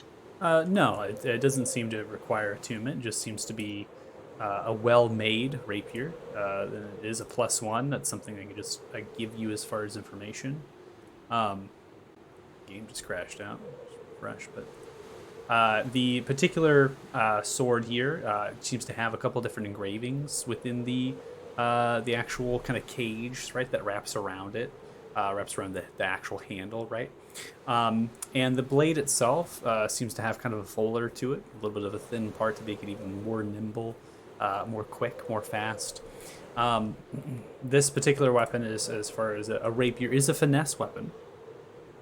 So a finesse weapon, I believe, it can use dex or strength, being a finesse, right? You can use either one of those with this particular weapon. So a little bit versatile.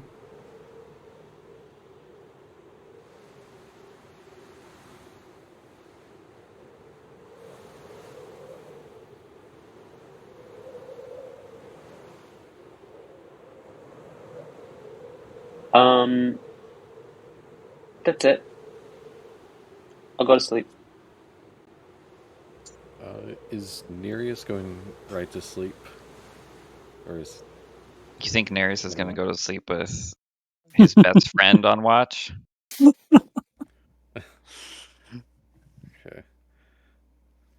The jabs. So I thought many I was the only one that jabs. jabs. So many jabs. I'm not the only one. Wow. So many jabs. Not a problem. All right, so we have 2 people on watch then. I wanted to do a thing. Oh, you wanted to do a thing? Do a thing. Okay, sorry. Hold on. Do a thing. Okay. Nerus, are you a night owl? Singing to the open sea on a dark night. Well, your voice can really travel. Well, if you wanted a way to occupy the time between now and when we make land, I would offer you a chance to play a game with me. Oh, I'm gonna take out my dragon chess set and just show it to him and like if you want, just a way to pass the time. at the keep, they certainly like to play this little game. Sure. All right. Playing chess. Go ahead and give me your roll. So you should be able to actually click the dragon chess set, or you can just roll intelligence checks and just add your proficiency to it. We'll add your proficiency to that as well. Rob. Checkmate. Get like instantly scholars mated. Yeah, instantly, right?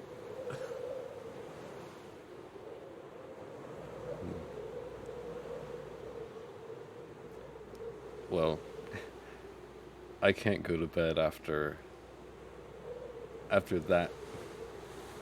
Maybe we have time for one more, right?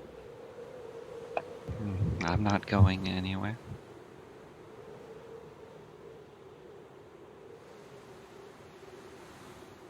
Roll again. I'll just add your proficiency to your roll there, Brock. So that'll be a 9. Oh, Still beats you out with a 10, even with your proficiency bonus there. Oof. Definitely a more challenging match. I'd probably say that probably lasts a good chunk of time, and definitely down to the wire with how many pieces are left on the board. But eventually, you beat Rock. Yep. So, I did have an ulterior motive in playing. I want to use the time in the game to kind of do like a Sherlock thing where like just kind of exaggerate like how he picks up the pieces, says so much about him or whatever. Just want to dig a little bit deeper into the psyche of the magic user. Okay. So you're just trying to get a general vibe? Are you looking for any specific things at all? This is a very open-ended Okay. observation. If that's going to be open-ended observation, Nerus, what is he, getting off of you, taking the time playing chess? What are you kind of showing when you're playing? And then if you're going to dig any deeper than that, Throck, we'll do insight and deception. I mean, he's thoughtful in his movements. He's very quiet. If you hadn't picked up, he doesn't actually talk very much at all unless he's prompted to. But his movements are all like delicate, right? Like he doesn't extraneously pick up pieces. He doesn't finger the pieces before he touches them. He kind of just waits and then he moves the piece and moves his fingers. Doesn't do the idling, right? Like holding onto the piece, double checking everything. And I mean, he seems very calm. Like he seems to actually enjoy the game, even though it doesn't seem like he necessarily is that entertained. Like it's something to do. So while you're playing, he probably seems more approachable than you've ever seen it before. But obviously, when the game's over, it's like, all right. Okay. I don't know if that's what you're looking for, but Yeah, that's fine. It was kind of intentionally a vague question. Just whatever you want to. you know all his weaknesses as a wizard now. Oh yeah. Yeah, it's just basically like, showing, in a game like that, you're basically just doing observations and you're really feeling something out. Unless you're going to probe deeper with like insight checks to like specific questions, you're really just getting almost the vibe, right, of what this character is about. And that definitely put it. I think you did a good job, Will. You said your character is far more approachable in that kind of condition, that state. So I think that's something for you, Rock. That's Well, I might go a little bit further. Say that Hrock probably plays very aggressively, kind of plays it like bullet chess, even though there's not actually a timer, and is kind of making not bad moves, but unorthodox moves to try to throw you off. okay. So you're quickening the pace of the match and attempting to throw off Nerus. How would you just respond to someone doing that? Like, It would be exactly the same. He doesn't seem phased. He's as calm as the placid ocean on a sunny day. So maybe that's irritating. I don't know. All right. Well, after that, I'll just pack it up and say thank you. That was enjoyable. I've certainly had worse. Also, make sure he doesn't fall in the water. That fur is going to smell terrible wet. He points at Sir Dougal. Who is curled up, spooning indigo. Well, I am used to the stench of animals. But I will retire. all right. So that everyone, if anyone going to be doing anything, will go through a long rest. So you can go ahead and do a long rest with your character. There's nothing that happens in the night that is alarming you out of your trance state, nor if you're staying up Nereus, nothing there. The boat itself, someone's perfectly capable, probably Tardan, can probably just like sit next to it, right, and just kind of trance out, kind of holding the actual mechanism that kind of keeps the boat straight. I mean, you're kind of doing a straight shot at this point, and the wind itself is kind of moving and shifting and everything, but you're more of just kind of going in drift with the current that is moving and pushing into the bay, right? So that's kind of what you're doing. So as you go through the long rest, it is apparent there is sharks in these waters. As you're coming into the early hours of the morning, as you arise into the next day, kind of gets brighter and brighter. It's about 6:30 in the morning at this point. Kind of the sun begins to kind of pierce through a thick layer of clouds. There's a slight soft snow that's beginning to form down, and through some of the ice floats, you're seeing like almost like the dorsal fin, right, emerge for some of the actual blocks of ice, showing these large great sharks. They're very massive in their stature and their size, but they pay you no heed. You're not on the food chain. You're not something that they want to mess with, in particular being on a boat. And they kind of sit there for a while, and then they dive down, and then you see a couple more splashes of seals and other sorts of pinniped creatures that are moving to and from, and kind of trying to get out of the way of these sharks. You continue to go through, and then you get into the bay. We're going to go ahead and just activate this scene, just showcase where exactly you're going in at. And it's most of the day's travel kind of spent going into the bay itself. So it's about 4:30 in the afternoon at this point. And you get to the edge of this bluff. And so you're taking the boats in. You have almost like a whole grouping of boats, and you're stretching above. You don't see anything, but now you're seeing smoke.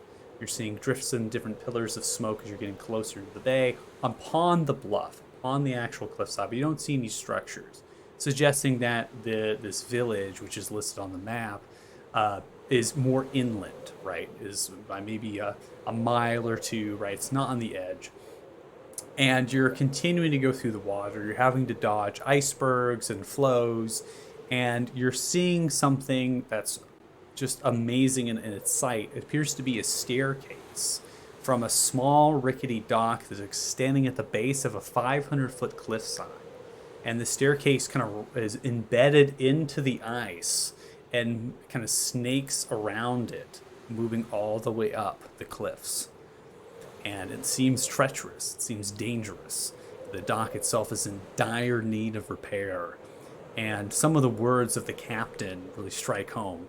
First off, you never get a ship the size of the Striker into this bay, especially through navigating through the icebergs. But even then, there is not a way to get supplies. There's no feasible mechanism to get up. It seems as though this staircase was built haphazardly just to help potentially people get down here to the dock, and maybe they have a couple of shipments of things. But this is definitely not a bay that is passable by any means of the word. So you're getting to this point where your boats are kind of coming in. The wind begins to die down.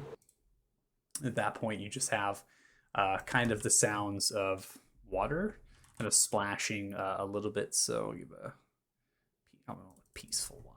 Don't give open ocean. It's fine.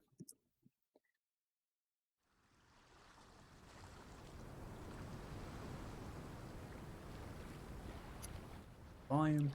And you're moving the boats in, and you're trying to find space. Now, the dock itself is not large enough to encompass all of these tenders. In distance of width, you're only looking at about 30 to 35 feet of actual usable dock that is secure enough that you can potentially disembark. So you're getting the ships to the sides as best as possible. You're trying to tie them down. There's some of the roping and things that are provided on the boats, and as well as some of that residual on the dock.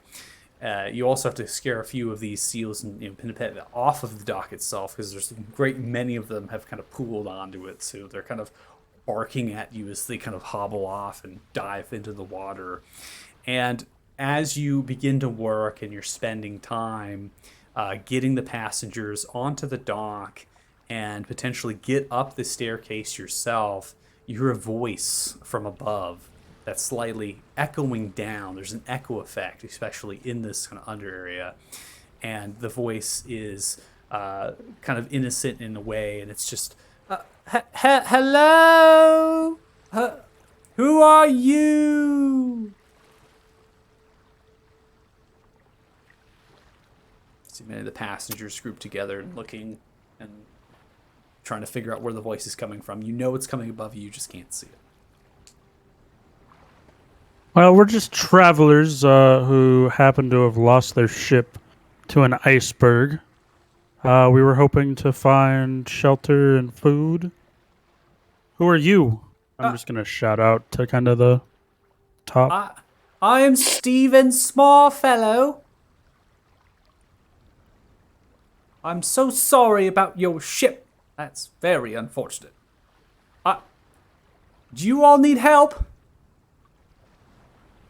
I mean, if you have somewhere to stay or food, we could use it. If not, can you just point us to town? Yeah, well,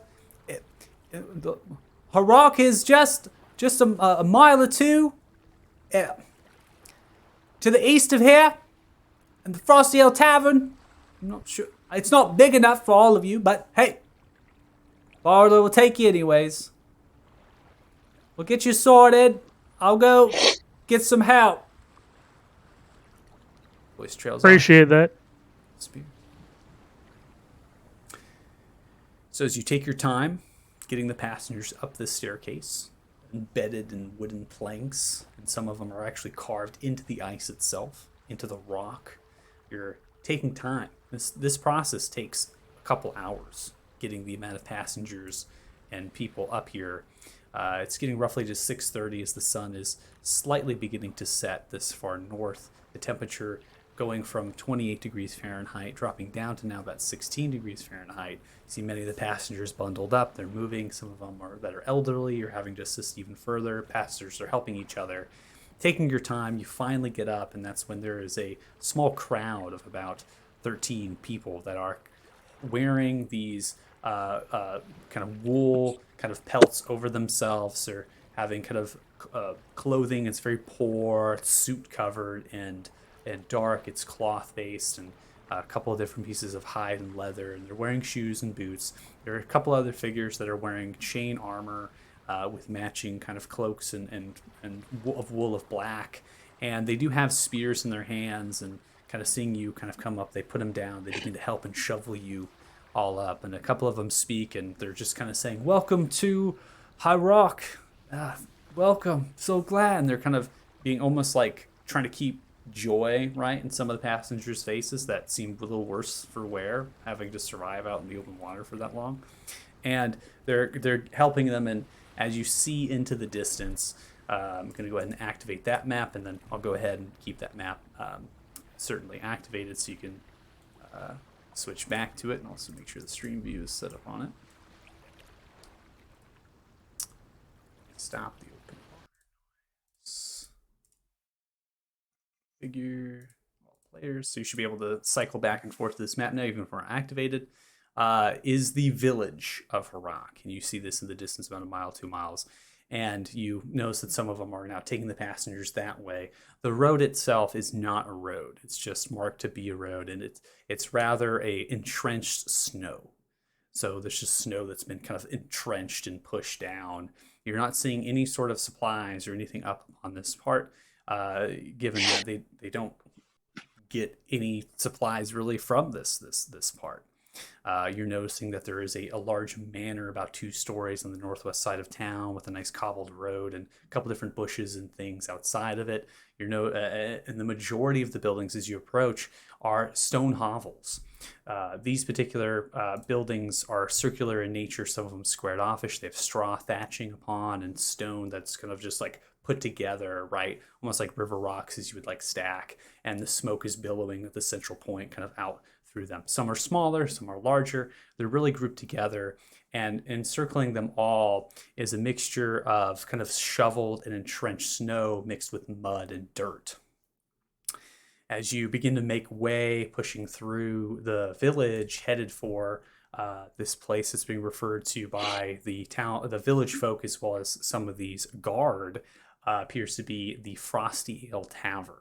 And they're kind of pushing in and moving, and some of them are making agreements that these people can stay in their hovels, noting that the tavern is not nearly big enough. This is a mountain village. It's very small.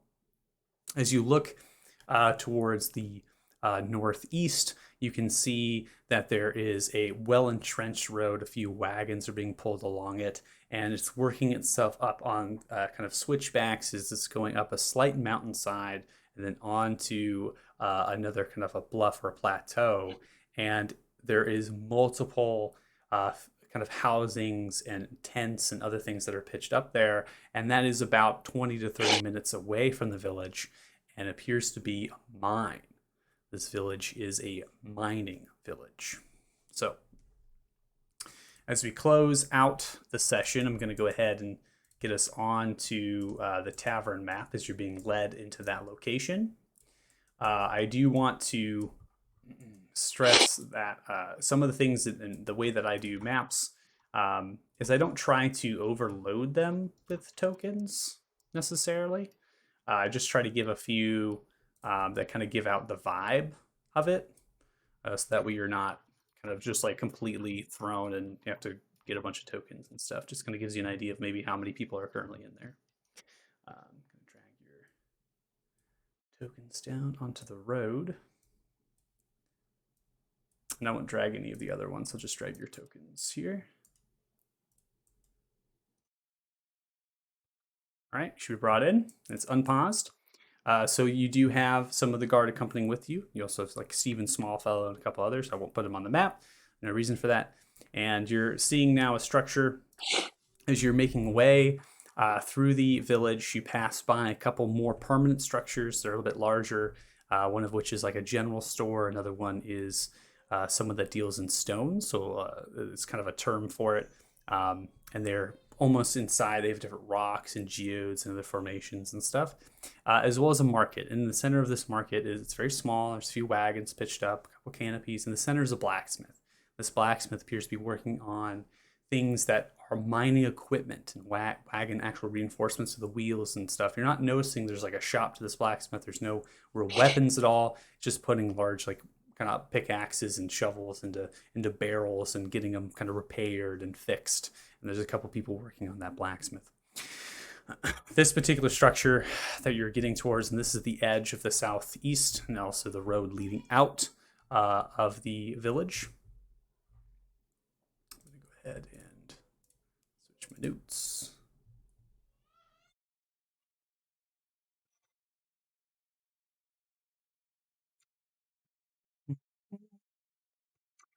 Is a single-story stone and stone-tiled building with multiple chimneys spitting fresh smoke.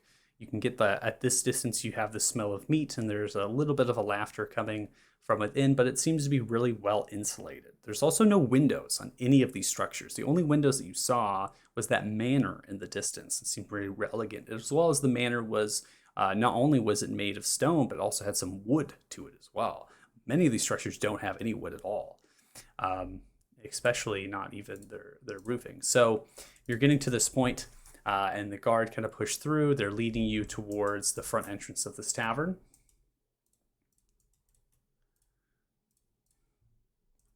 You're cued to move your tokens. Move your tokens. You should all be able to see it. I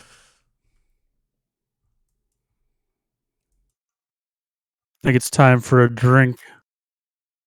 One of which opens the door, kind of lets you all come in.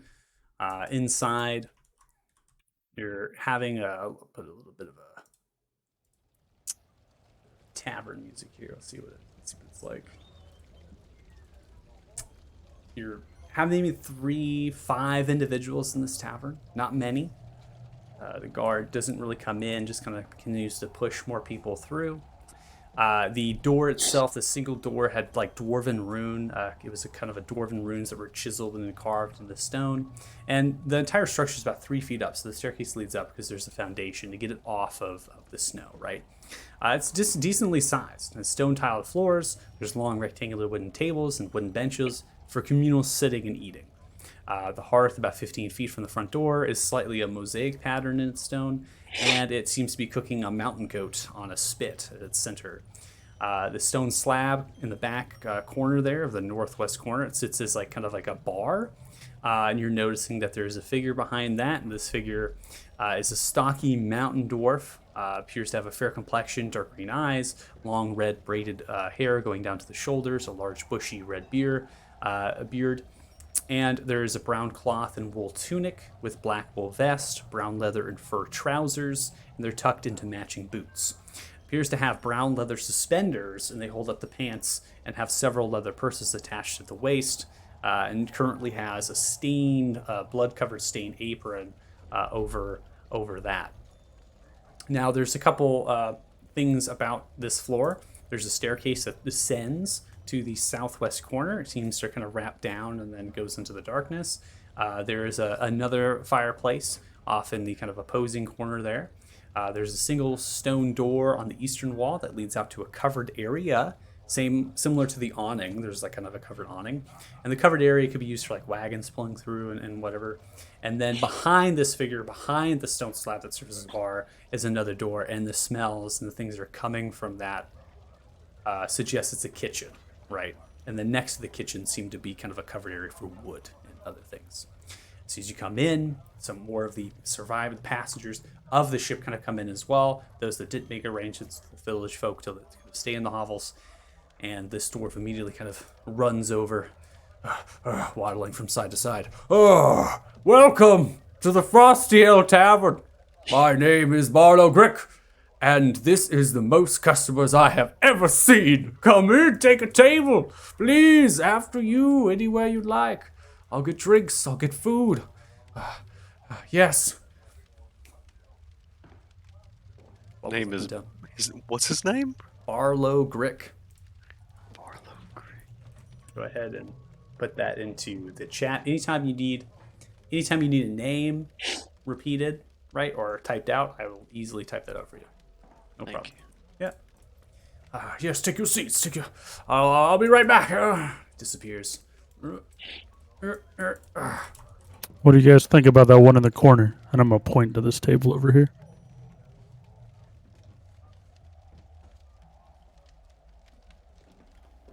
Looks good to me. Sure.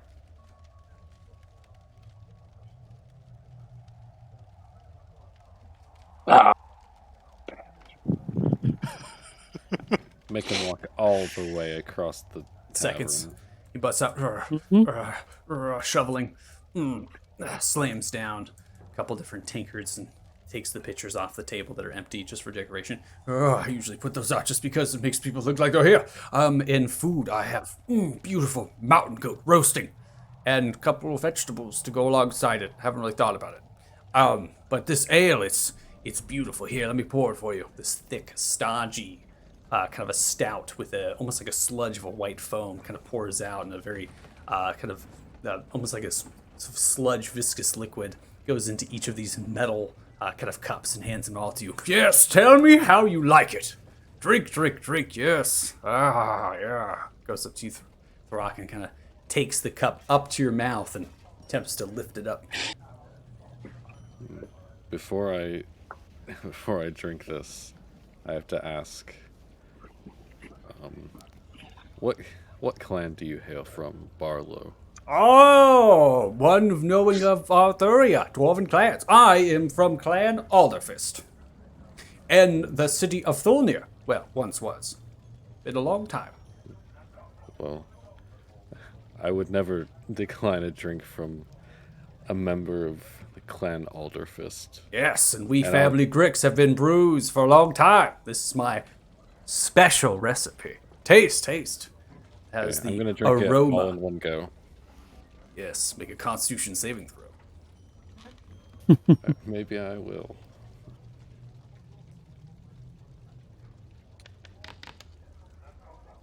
You are drunk. Oh. Ah, another one! Pulls up a picture. Well, food, yes? Everyone want food? Food. Yes. That would be great. Ah, yes. Well, the miners will be back any time, and I'll get you all served up first. Some bread, some meat, some vegetables. Ah, it's all great. It's all great. Well, I'll get all these rest of these people, and chit-chat later. All right. Begins to waddle, running away back into the kitchen. Bring carrots. Carrots. You're welcome, Dougal. And as drinks are there, food is about to be served, as where we're going to go ahead and end our session, as we are at 8:43 p.m. PST. Get you all settled down at the tavern here. Does anybody have any questions at all while I calculate experience for you all? No? Man, why was that so fun? Gah! So I was actually thinking about like the combat, and I think Dougal might have actually done the most damage with throwing everyone off the boats. Who's counting? I mean, It's definitely a run. I mean- definitely a run for who did the most damage. I think the sad part was I think that in total that combat would have been maybe half as many rounds. Just simply if you were rolling better, every roll I think you had like multiple attacks that just didn't land, and it was always like just under their 8. It was like a 9 or an 11. It was like, oh, you're almost at the AC. They're not even wearing like armor. Oh, it's very close. But yes, I think it is definitely a competition. I'll have to run through the numbers and see. I still think like consistent damage Indigo is doing, just smacking away. Yeah, he was rolling out of his mind. Yeah, very much so. And how many nat 20s do we have? Oh my gosh. A good number. According to this, Harrison got few. 2, Michael Yeah. got 2. yeah, I think it was probably 5 or 6. I would dare say the captain. I mean, The captain- NPC, but Yeah, the captain had like 2 or something. Captain got so- 2 of them. Yeah. Oh, There was quite a few on checks. There was a lot of nat 20s today. Yeah, We could I have. We saved could have. them We for could you. have. Yeah, we could have took the dragon easily with those 20s. No problem. Easily. Easily. Easily. I would have blinded him. We would have big won. Easy fight. Easy. Yeah, just get an ensnaring strike, drop him out of the sky. Perfect. Ensnaring strike and drop him out of the sky. Yeah. How does that work? It's like ensnared in the air. Yeah. Out of the sides of the ship as you throw them, they get ensnared. They're just like straight against the side of the boat. That actually like shooting a net at 'em. Cool. Yeah, shooting a net at them. I actually liked it a lot. It'd be really fun. Is there a way when you do the short rest to roll more than one hit dice at once, or do you have to roll each one individually? Because I'm not familiar with. Yeah, no, you have to roll individually because of the way the it. character sheet is. That's why I was But like, it's to a benefit because like it's basically what if you're like, oh, I want to spend 3 hit dice and you only needed 1 because you rolled like a 10 or whatever, right? So it's like each time you roll, you can be like, oh, okay, I want to go again. Like, I get more hit points. And then the long rest recovers half the die, which if it's odd, maybe 1 or 2 depending, or something like that. The sheet will do it automatically, but it's half rounding down. Yeah, Fair enough. but minimum 1. Fair enough. If you just don't get hit, you don't have to worry about those things. All right, so I calculate it to be 1,850 experience each. That should put you at 2,750 experience total, which is actually 50 experience more than you need for level 4. So congratulations, everybody. You are all level Sweet. 4. And that is fantastic work. So you got experience not just for obviously killing the creatures and killing the big baddie, but also for roleplay and roleplay decisions and things. As I think that with the previous group 5, obviously we're doing a restart here. I think you can attest that changes were done. You all had a direct impact into that and why that all happened. So nice work. Yeah, for context on the boat, my character rolled a nat 20 on a diplomacy check when the big guy was like, we're not the chosen ones, please leave us alone. And he's like, oh, okay, I guess Yeah. not, and just left. Yeah, he's like, see you later. What? Must have Oh the my- wrong boat. Yeah, That's great. There was some fun there. Yeah, I know. Michael's face, he was like, what am I supposed to do here? So we'll go ahead and go through level ups. No problem. At the end of the session here, if you need to bounce out, totally fine. We can always do your character advancement at another time. Just let me know when you want the server up, and I can help during the week. If you're watching this stream, thanks so much. Congratulations to Group 5. We've now made it to Harak and level 4. It was nice. Awesome job. Harak and Harak. Harak and Harak.